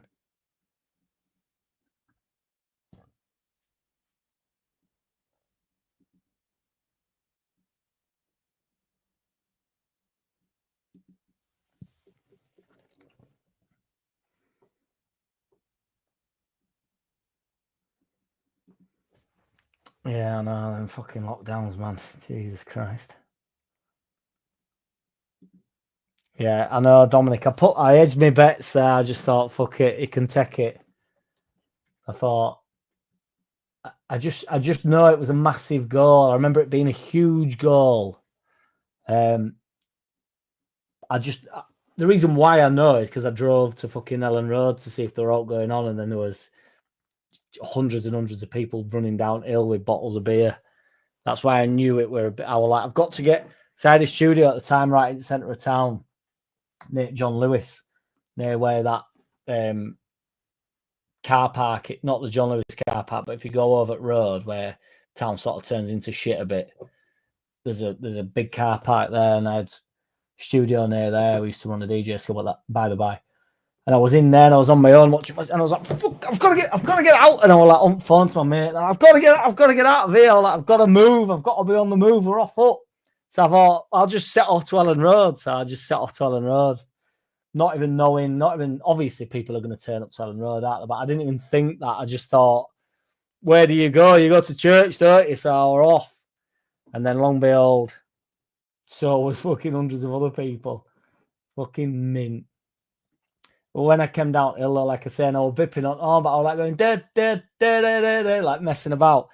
And there were a few lads that I were like bipping the horn to get out of the way. And I was like, boys, I was like, boys, you fucking joking, promoted. And then so one of them like, can we get on bonnet? They're only about, there must have only been about 15, 16. They had this crate of beer with them, probably only managed to sup about 4 of them without being lashed. Similar to me, in fairness, but they got on bonnet. I'm like, get on bonnet, boys, get on bonnet. And one of them tried to clamber up to get on roof, but it's a van, and I think that even he thought, I think this is maybe too much for this fella to sort of take on all at once. But yeah, they all got on bonnet, and they're just jumping up and down. It was mint, and I was like driving at 5 miles an hour with them. It's fucking mint. To be fair, Van's never dropped since the bastard, but you know. Definitely had some significance. Yeah, it was put us on the brink of promotion. That's why we then went up. So we then went up because West Brom dropped points. I knew it was West Brom. I know, MVG. I'd got carried away reading comments on list, and I got a bit carried away.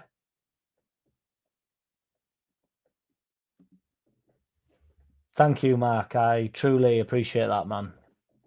There's a lot of shit talk on Underlap, but we do talk shit in and on and over here, no doubt about it. We'd already gone up when we played Derby, to be fair. That's what we're saying, yeah, with Guard of Honor. Because we got Guard of Honor because we'd gone up because West Brom lost.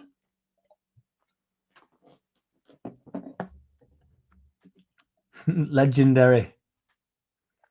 I'm going to keep my eye out on Grimsby now, lads. Truly. We're going to get you over. You'll be 100% by end of it, by end of the season, lad.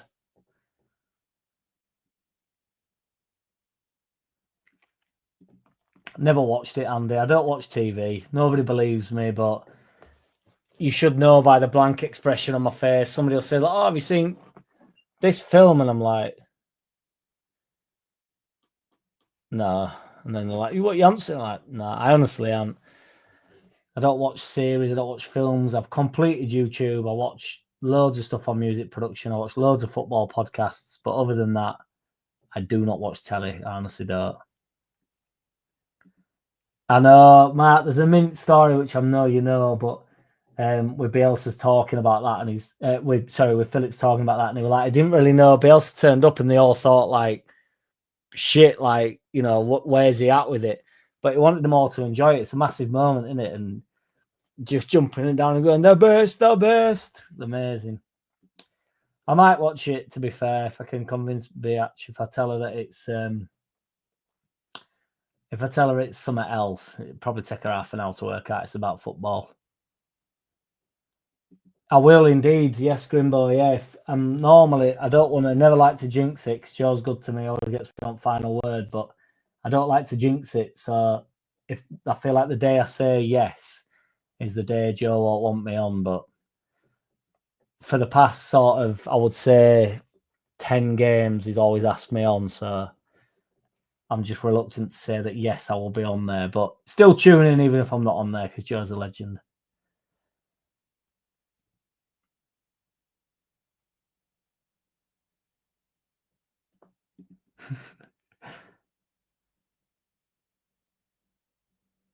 I know, Mark. I know. It goes under the radar, doesn't it? How immense that time was that got it does get taken away from you. And I know that it's a bit of a funny story about Liverpool fans as well, but you know, because they got loads of shit in news and that for going out and partying, but whoa, and they knocked my beer over. Whoa, boy.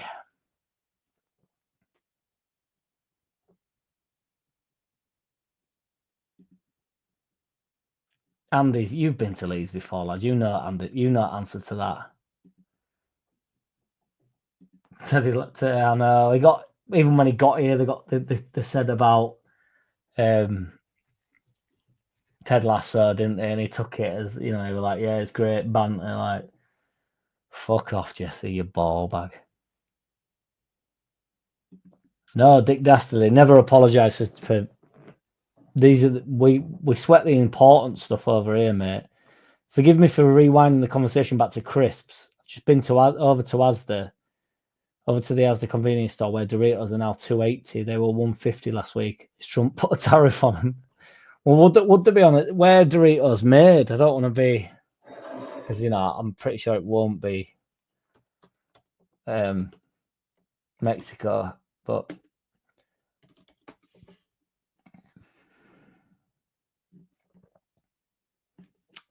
are we about to do a history of Doritos? I don't know if we can do it. Can we do a history of Doritos? Fuck it. Where are Doritos made?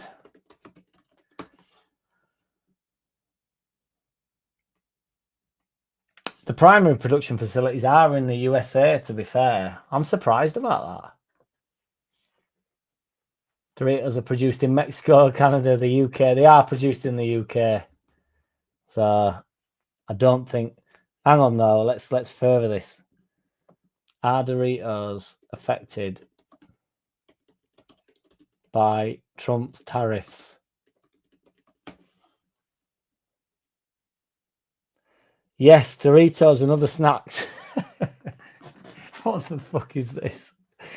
Yes, Doritos and other snacks could be affected by the Trump-era tariffs, depending on ingredients and their country of origin. All right. Will this affect the UK? I'll put. Fucking ChatGPT, man. Dick Dastardly, don't worry. The impact of Trump tariffs on Doritos in the UK would likely be minimal, but there are a few indirect effects to consider. UK, they're made by Walkers, a subsidiary of PepsiCo. I didn't know Walkers are a subsidiary of PepsiCo.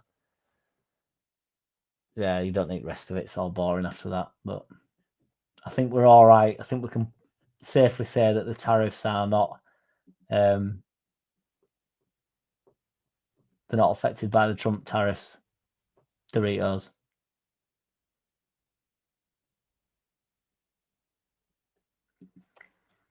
Where have you heard that, Andy Rowe? All I will say is it was on a lot in the household.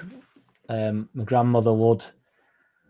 She put Wizard of Oz on a lot, and I do have a major affinity towards The Wizard of Oz. It's a brilliant film.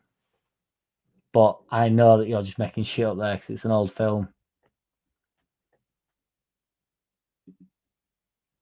Walkers, yes, indeed, Dick Dastily. See, you're asking the question there about the Trump tariffs, and you already know. You know what day it is when it comes to Doritos, mate.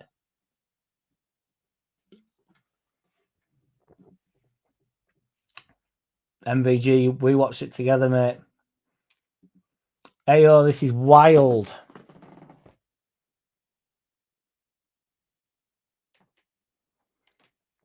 You was never a fan of Bielsa, Ayo. You're like one of the leading cheerleaders on this channel. Always pumping the likes in, getting the people, getting the river to the people. And you was never a fan of Bielsa. This has to create a poll.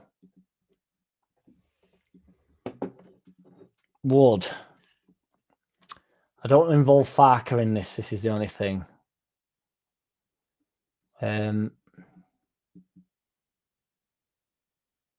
Ignore. I'll just put ignore Farke. You all know me enough to know what this means. Ignore Farke. Would you take Bielsa back?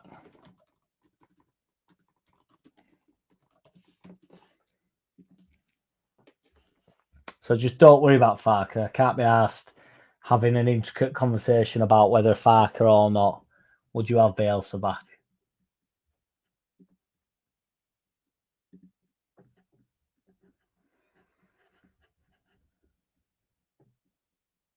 Farke accent is next level, says Grimboy. It's amazing, isn't it?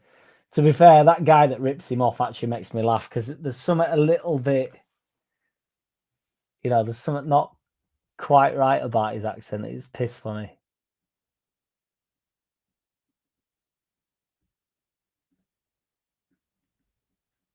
What, the Yellow Brick Road, Andy? You want on jury service? Tell the truth. You were up against judge. No jury service. Why do I think Farke never proved himself with Norwich? I honestly believe, and we'll find out next year because I hope the 49ers back him, but I honestly believe it's funding, it's a club thing. I don't think Norwich would have succeeded with any manager. I think Farke's the real deal. I honestly do. I don't know. I think he'll eventually get the sack. Unfortunately, at Leeds on the basis that every single manager that's ever lived, once Bielsa gets sacked, and I don't want to go too soppy on it all, but once Bielsa gets sacked, you know that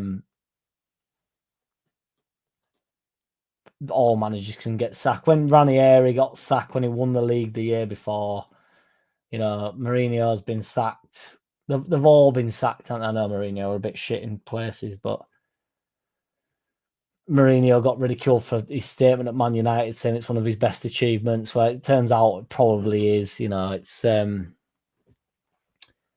we'll find out of Farke next year. It's just so hard going up. It's like, that Enzo jumped ship, didn't he? He's gone to Chelsea and they ended up doing all right, and now they've fallen to bits a little bit again. I've not seen the past few results, in fairness. They might be back at it, but Chelsea have collapsed. And I thought that Enzo, he must actually be a half-decent manager. And they've gone a little bit and they've dropped right off. I don't know where they are in the league now. They might have turned it back round, but I know a few weeks ago it were like they couldn't pick up a win for love nor money.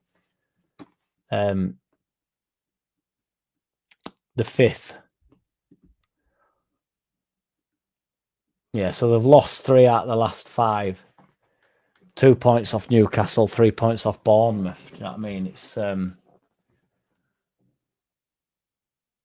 but then equally, 2 points off Notts Forest, but that's a wild thing to say. But I can't even work that out. 67 points top at league. Liverpool, Chelsea, 46 points, 5th. Crazy drop off. But yeah, my point is, he's going to struggle next year on the basis that we're probably going to struggle.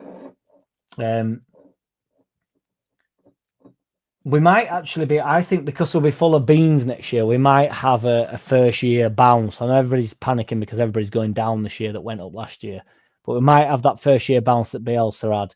Sheffield United had it a few years ago with Wilder. We might be all right. And then it's the second year that shit really happens. I keep saying it, and I know it's boring, but I mean it. The first 10 games are so important. If we get off to a half decent start in them first 10 games, and we've won 3 or 4 games, and we're sort of 10th in league, we'll be all right to end the season then, because we'll get battered every now and again, and it'll be a bit of a bitch slap every now and again. But we'll be all right. We'll just sort of fizzle away a little bit, but nobody will notice it. The problem with it is if after 10 games we've not won 1 game and we've drawn a couple and we're 19th in league and there's us all 3 that have come up are all sat in relegation, we'll get lumbered with that, and then Farke won't get the rest of the season to actually potentially get something going on, get a few wins under his belt, and actually pull us away. I think if Farke given the full 38 games, I think keeps us up next year with a little bit of backing. And I don't think we need to go too hysterical about it. I think we've got a decent squad. I think we lost some really good players last year, and everybody's in some sort of a panic about the fact that we're now weaker. I don't think we are weaker. I don't think we've got the outstanding players that we had last year, but I feel like we're stronger as a squad. I honestly do. I feel like we're in a better place, even though we don't have the individual. Somerville was a brilliant individual. Rutter was a brilliant individual. Gray, Gray is what Gray is, but Gray played right back for us. So I'm not really bothered about that, to be honest.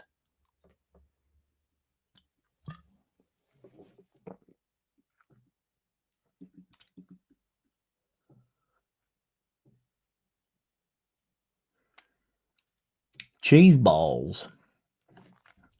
Crisp. Like a cheese ball or like a cheesy ball. I don't mean bollock.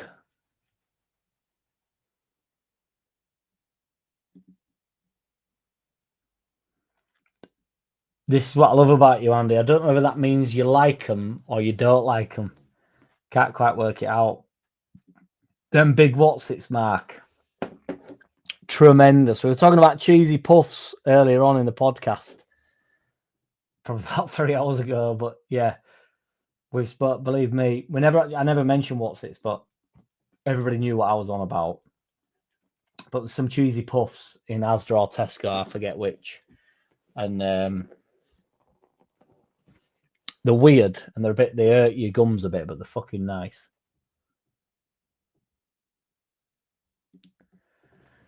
AO says Norwich never had proper funding to be a Premier League team to back Farke, and he had to do the best with what he had, in my opinion. I agree. Grimbo, my man, says Bielsa is the John Jones of football management. Bielsa in a heartbeat, says Dick Dassett. Let's have a look at this poll. 23 votes, 65% say yes, 35% say no. I'd who's saying no to that then? Let's where's the no coming from? Where's the no? What's the no for?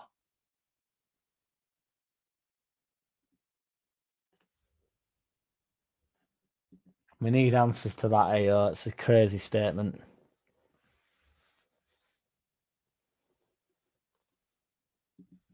Really believe we loved the man Bielsa, just the way he was, not all about. That's what I was saying to my mate then when he were on. He didn't even realise how Leeds he was. I don't think he understands like the walk into training ground and pottering about town and like having the same wonky glasses that he had on against when we beat Man City, and they obviously jumped on him, and a week later he's still got the same wobbly fucking glasses on. It's like I don't think he knows like how Leeds he is, coming out in press conference and just telling all about Frank Lampard and giving it big licks. It's like somebody put actually earlier, and I've lost it because my mate jumped in, but somebody put about the fact Connor was shitting his pants that Bielsa were going to resign. Well, Connor were one of the ones that wanted Bielsa out. So let's get it right. And he said he'd run through brick walls for Marsh. He said there's a video of him saying I would run through brick walls for this man. Like, why? What the fuck do you know about him? He's come out of nowhere. He's a punk. And yet you wanted Bielsa out, probably pretended to be emotional when he left, thought it was time for him to go, and then you come round full circle and fucking want him out, and then say he'd run through walls for Marsh. And then did you want Marsh out then at the end of it? Is anybody you actually want to manage the club? Who do you want to manage the club, and who do you want to keep at the club? Or is it just you lose 8 games, you get sacked? You lose 8 games, you get sacked? Is that because if that's the metric, then Marsh loves his metrics.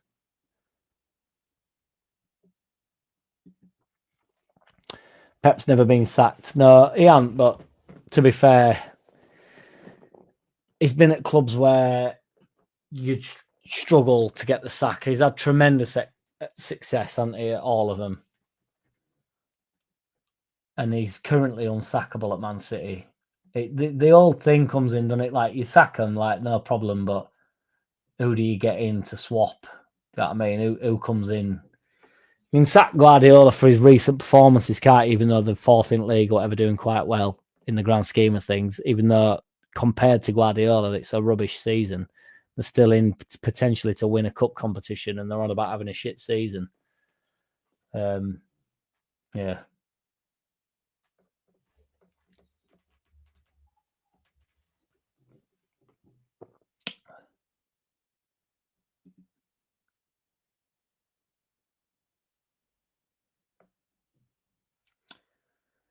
In general, it's all about the players. Yes, tactics sometimes, but players just have to be able to cut it every week.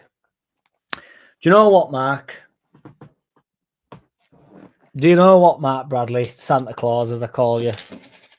Handing out their memberships like Santa Claus. And it's not because you're Santa Claus that I'm going to say this. I am one thing in football as a man that feels like I've watched enough and sort of watched it evolve to the madness that it's become. I am so sick of, and also I don't mean just like week to week basis where a player has a bad game or whatever, but I am so sick of football players not taking any ownership of shit performances. It does my head in. And I don't think it's necessarily the football players that are doing it. I just think the media spin doesn't go on to play. It does to certain players, to be fair. Like, certain players will get the shit off the media, or, Bamford gets every time we lost back in day, it was Cooper's fault or Bamford's fault. People can pinpoint individual mistakes, for instance, but what they can't do is just say, no, to be fair, Farke's tactics at the weekend were bang on, and I know we drew, so let's ignore that. Let's pick a loss. I don't know, when we got beat to Burnley and Solomon slipped, Farke's tactics there was nothing wrong with, and the players just didn't do the business. Sometimes, what the fuck can he do? He stood all week with the money, drilling it into him, and then they turn up at weekend and they're not bang at it. What can he do about that? Players need to be able to cut it every week. It's the hardest thing in football to be consistent. And we're in a position where they are consistent. So Farke needs praise for that, but the players need praise for that. When the players drop off, it's everybody. You can't just go, Farke's tactics are wrong. Well, they've not been wrong for however many 30 games or whatever that we've played. Why is it suddenly that it's suddenly got something to do with Farke? Like, no. The players need to turn up every week.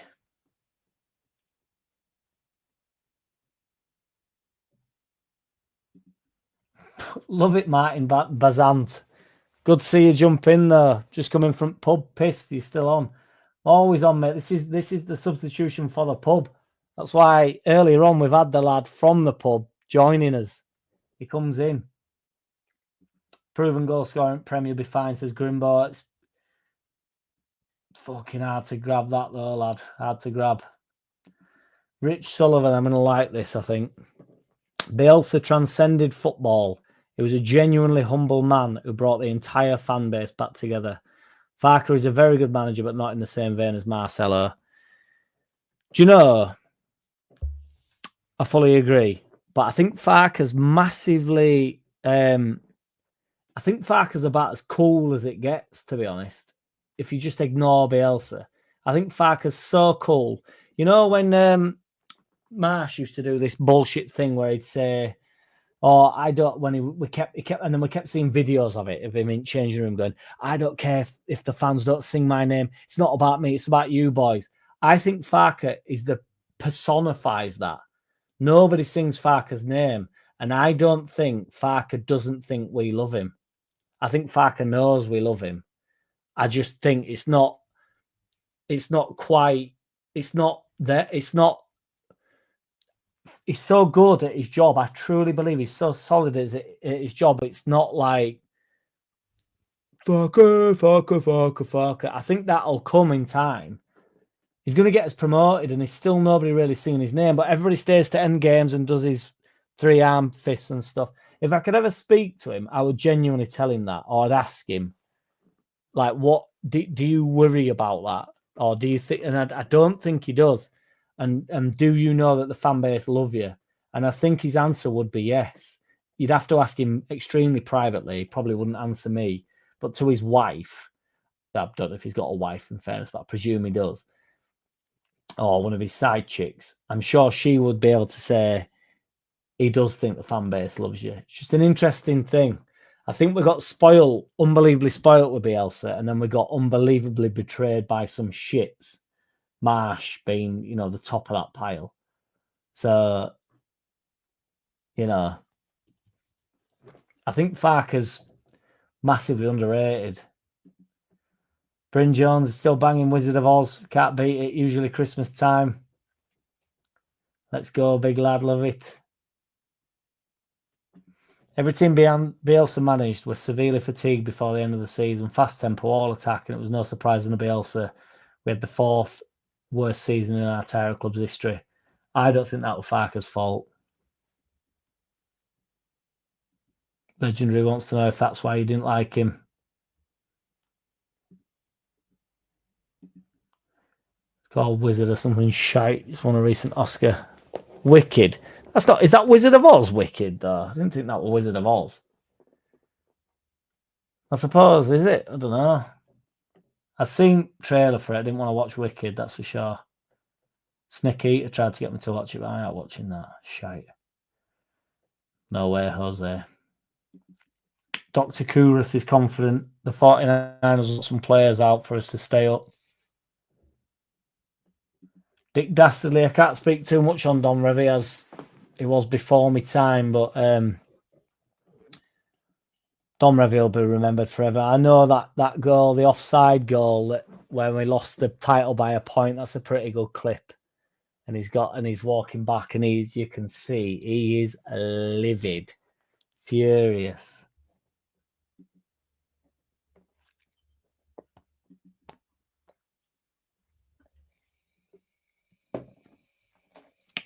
I'm not sure about the burnout, George. I'm honestly not. I do get what I know what you're saying, but I don't know if it's a bit of a myth. I don't know. They're doing it to Postecoglou now, aren't they? And it's.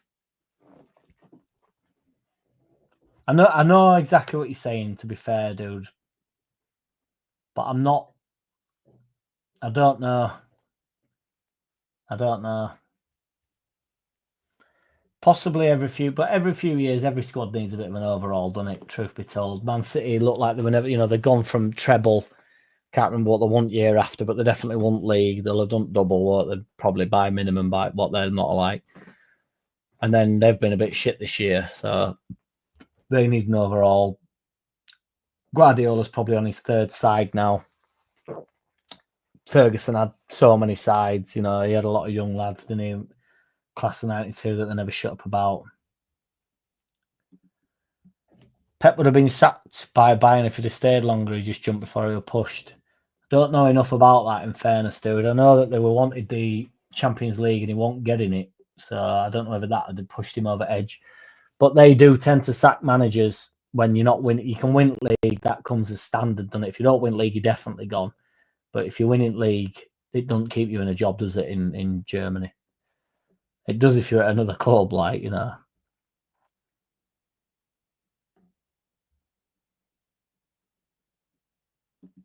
Going Costa on walk to work and people going to his gaff.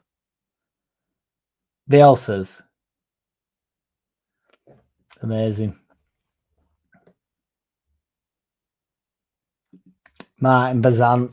It won't go down well, that Martin Bazant, because the loud people among us will be, they won't like it, but Bielsa should have been here as long as he wanted to be. I agree.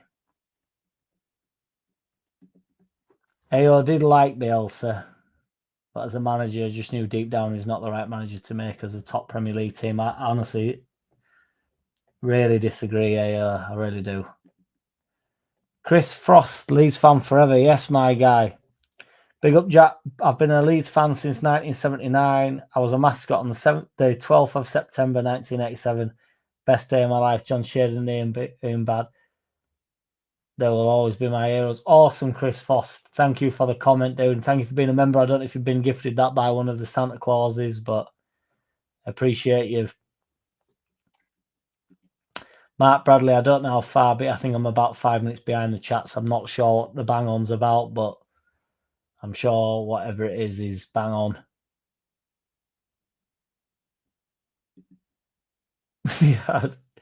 Yeah. Also, and a lot of Leeds fans were calling for David O'Leary's head. I took a lot of flack for defending O'Leary. Tried to explain it was our board who messed up, not O'Leary. Water under the bridge. I don't know why anybody dislikes O'Leary. I don't know why anybody blames him for that patch. If you go to the shop and you ask your fucking mum and dad for, you know, you ask for 20 quid's worth of penny sweets, don't you? And they go, no, you're not having 20 quid's worth of penny sweets. So you go, can I have 10 quid's worth of penny sweets? There's no way you're having 10 quid's worth of penny sweets. Like, well, how many penny sweets can I have? They go, you can have 100 penny sweets. You're like, what, £1? And then it's like, they give you £1.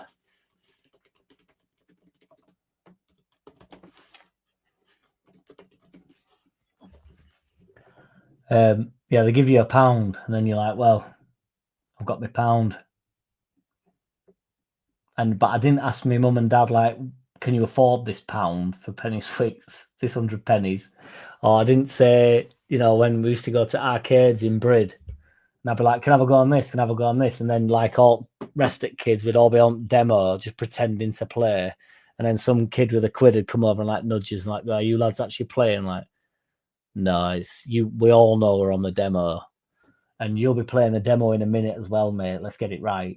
You'll be, you know, it's all right coming over with a quid going, yeah, I'll have a go. And then when you die after 10 seconds on fucking Resident Evil or whatever we were playing, Time Crisis, once you die, you'll be back on. You're on demo with us. So I want that. When you die, I want that gun back, mate.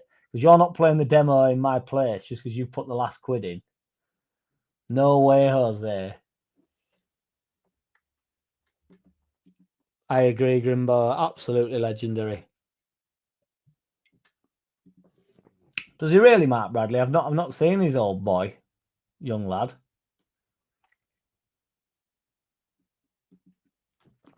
George says it's his job at end of the day. Don't think he's overly arsed about if we love him. He knows if he gets another champ promoted, he could get another job the day after he's fired. I fully agree with that. Apart from the fact I feel as though it's got like a connotation, George, that means that I think he's massively bothered if the Leeds fan base like him. I honestly do. I think you'd be mad if you're at a club and you try to do good things for the club, and you're not bothered whether the fan base like you. I'd be startled if that were the case. But I agree that, you know, he's in it for himself, and that's absolutely fine. Because, like I've said about the 49ers, they're in it for themselves. They're in it to make a shitload of money. And if they do that, they will make loads of money, and that will mean that we are going up, up, up. The more money the 49ers make out of this club, the higher we get. There might be a cut-off at some point where you get to 4th in league and it needs that extra boost and they're unwilling to do it, I'll take the hit. Farke believes in patience. That will lead Leeds to victory. Love it. Let's see how this poll's got on.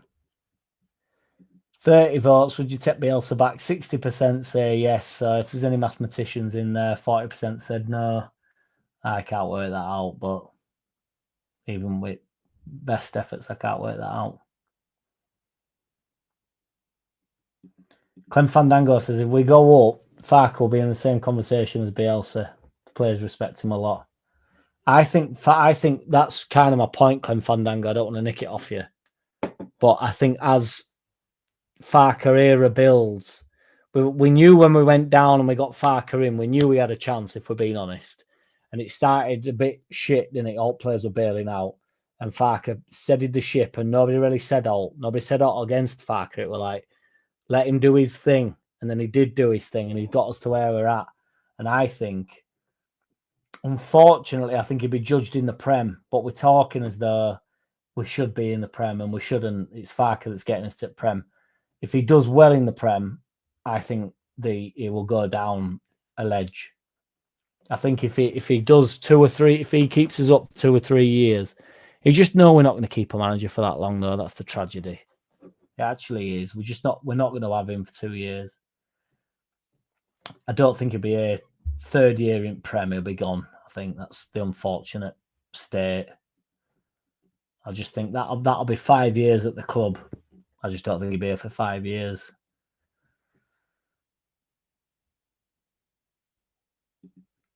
It wasn't in reference to Dallas, to be fair. I hope it wasn't in reference to Dallas's injury. Bielsa took Leeds to 9th in the first season. Absolute madness, dude. Man City would have won this league if Rodri had not got injured. Crazy how much they were reliant on him, to be fair, wasn't it, man? Even with the downsides, I'm not saying I wouldn't have Bielsa as gaffer. I got into football when we were in League One. He could get us relegated to non-league and I'd still watch. I agree. I actually made a video, and I don't know if the title was "Had he gone down with him," because it probably didn't put that because it sounds too homoerotic. But he could have taken us down, and I'd have been as avid a watcher as I am when the going's good. Do you know what I mean? He'd have sent it straight back up, and it'd have been an even better story. The fucking Netflix series of us going back up the year after with Bielsa would have been, you know, and he goes and gets some play, and then we would have attracted a completely different level of player as well. We'd have attracted a lot of people that want to come play for Bielsa because we're off back up, and that's literally what would have happened. You know, who would have lost, who would have kept you, you've no idea, but we didn't really have anybody to lose, did we, in fairness? Somebody like Rafinha and that, they were off anyway, so... O'Leary is overrated, says Andy Rowe. Hardcore. I also think Farke has earned respect. Leeds fans should give him time. He can build a Prem squad over a few seasons. I agree. Simon Grayson was a decent manager. I agree.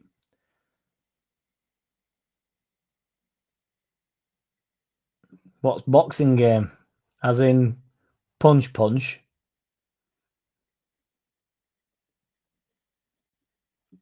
It was though, Dr. Curious. Do you remember everybody playing demo? Everybody did, didn't they? Like, I'm fucking mint at this game on demo.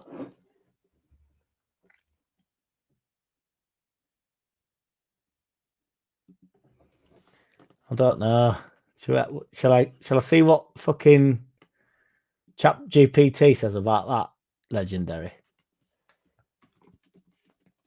Simon Grayson and the receptionist.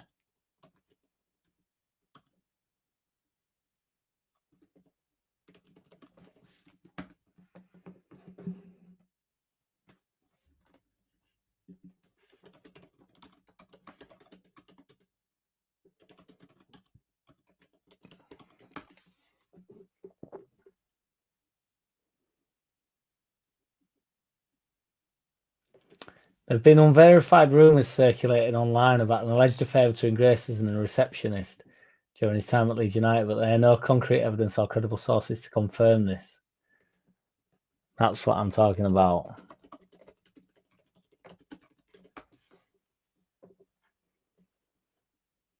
The rumour about Grayson and the receptionist gained some attention during his time at the Leeds United manager. It was reported that Grayson had an affair with the receptionist at the club, but it's important to note that those were just rumours and not verified fact. In the world of football, such stories often gain traction, but it's hard to separate fact from fiction unless the official confirmation. Do you remember when it happened? There was quite a buzz around it at the time. It has a conversation with this fucking robot thing. It's crazy, isn't it? I'm sure he didn't, though, for any Simon Grayson family members that are watching this.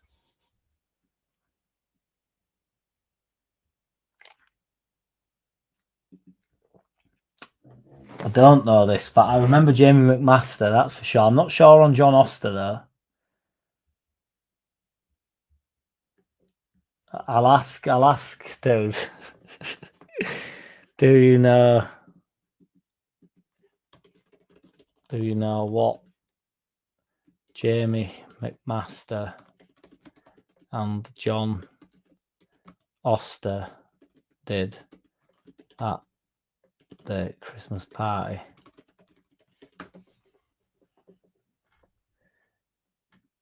Yes, Jamie McMaster and John Oster were involved in it. I didn't know this. And I know Jamie McMaster from Champ Manager because I used to always try to get him. I used to always sign him. Jamie McMaster and John Oster were involved in a notorious incident at Leeds United Christmas party back in 2004. The two players were reportedly caught in drunken altercation during the party. According to reports, they had a fight with each other, which led to a lot of negative attention. This type of behaviour is seen as unprofessional, yada, yada, yada. Leeds United was already going through a turbulent time at that point, and this incident certainly didn't help. They just have a scrap then. Just a bit of a scrap, I think, legendary MVG.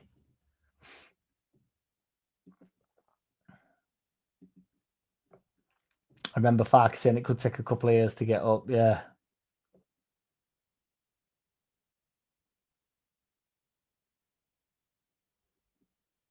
I don't know, because I don't know who John Oster is.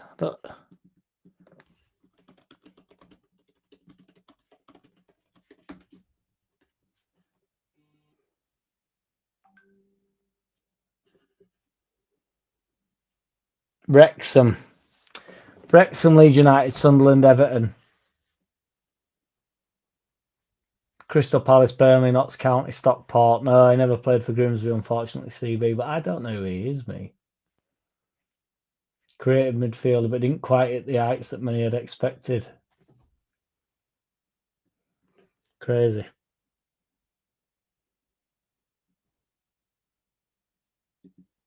Mark Bradley, dope, man. I know many hated Bates, but I sent them a letter and he called me a week later. He had just sacked Grayson and he would not tell me the next manager, so I put a bet on. It was Warnock. Is that true, dude? He called you a week later? I don't know why people didn't like Ken Bates. You saw what it was. Ina, that's what I'm saying. A wonder kid on Champ Manager, dude. It's amazing. I remember I went up to, I was only a kid, and it was mainly my older brother who used to play on Champ Manager because I was shit on it. Because when you're like 10, you just don't have any idea. You just don't know what's going on. You think it's a game of FIFA and you're just whacking everybody everywhere. And he'd be like, just calm down, stop signing players. I was like fucking, honestly, cheating. I was signing, trying to get Henry, making him upset at other clubs and stuff. But regardless, Jamie McMaster was a wonder kid. And it was hot off the press and it never happened for him. I was gutted, to be fair. But I remember going to the training ground and I said, it said, what do you know about Leeds United or something? And I said, well, I know Jamie McMaster's meant to be amazing. And the guy, God's honest truth, said to me, how do you know Jamie McMaster is? And he really meant it. And I thought, well, I didn't say it, I just said, and then I was with my friend's dad, and he just said, he says, oh, he loves Leeds United. That's all it is, man. It won't be funny, the guy, just genuinely interested, because he must have only been probably about 16, Jamie McMaster. And I was like, I know that Jimmy McMaster's meant to be minted. Like, how do you know who he is? So, to be honest, champ manager, it's not that deep, you know what I mean?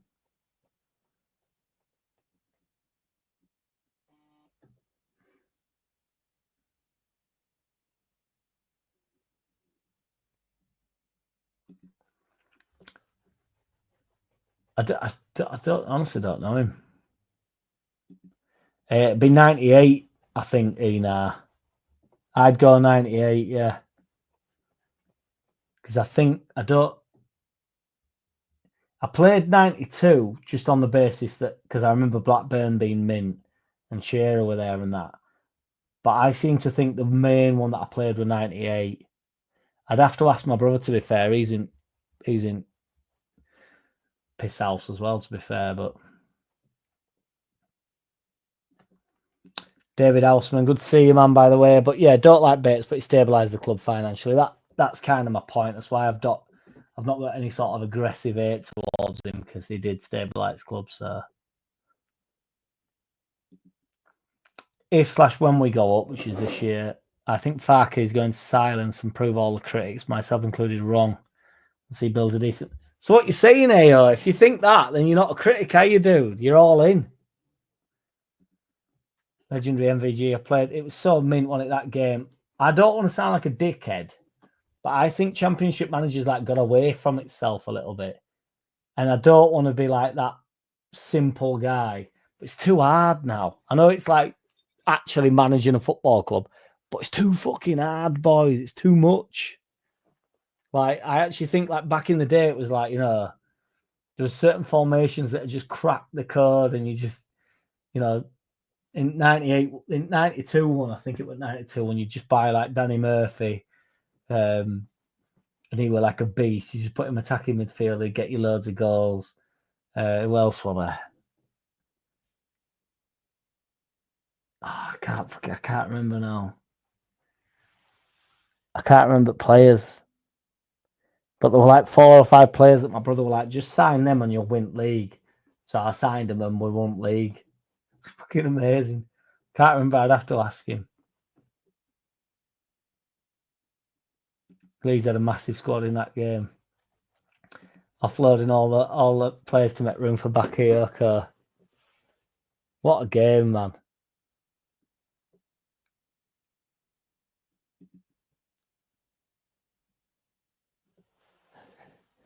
Really, MVG? Sly 2.0. Ken Bates is still alive, isn't he? I don't know how Bates made all his money, to be fair.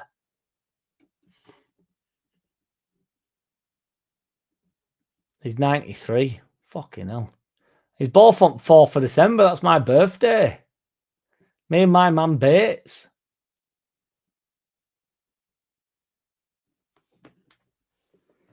The old goat. 4th of December, baby. True story. I saw a program that he read letters, so sent one about all sorts, finished with saying Leeds pies were awful. He said he would try sort it. Mark Bradley, that is absolutely immense.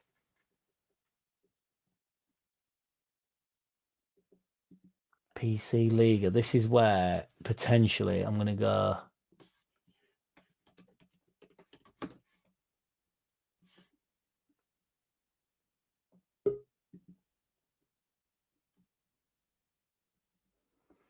Yeah, this is old school, isn't it, this?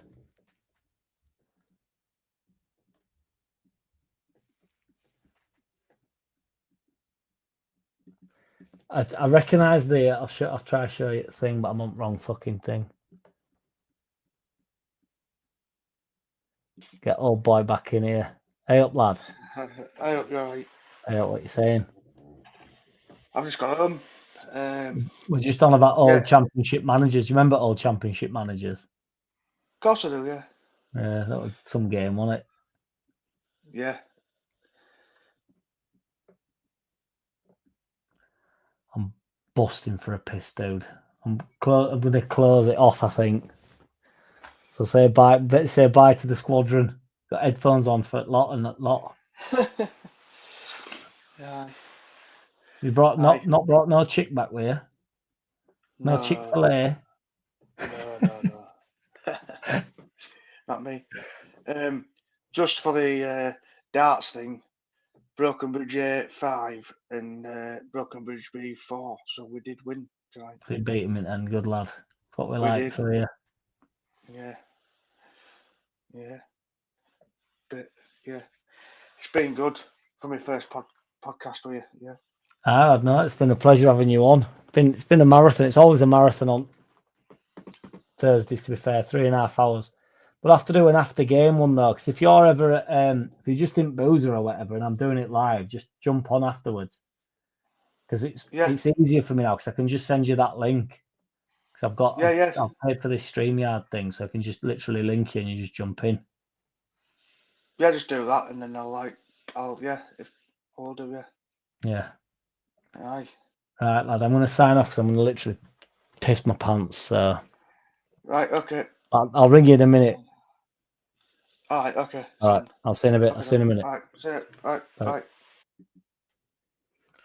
Right, boys. I'm going to do one because I do need a slash. So, Sly, I'm presuming that means to me, I mean, I traditionally run for a piss, but I think 3.5 hours on a podcast is enough. So, I don't anymore, Andy, because I've run out of time. I don't have enough time. And Freddie Addo, FIFA. Have a look here, Freddie Addo.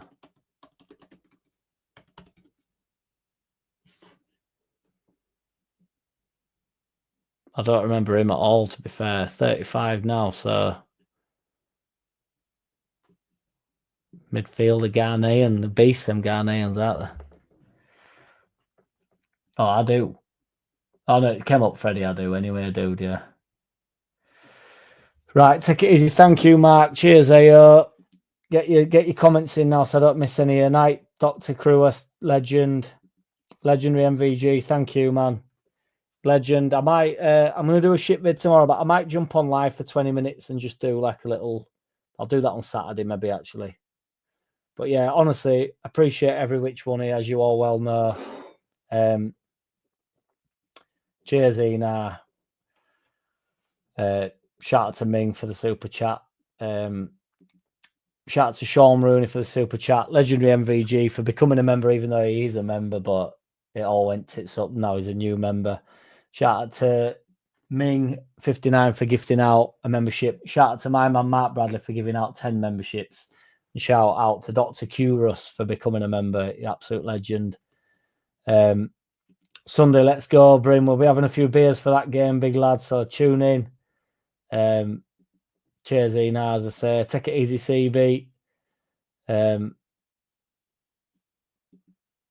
Thorpe Arch. Been at Thorpe Arch for donks. But don't get me distracted. Right, I'm off, guys. Take it easy, everybody. Much love. I'll see you all soon. Can't believe you watched this thing. Ridiculous. I don't wanna play no games. No, I don't wanna play no games. No, I don't wanna hear your promises. You do you and I'll do me. That's just the way it is. Boom.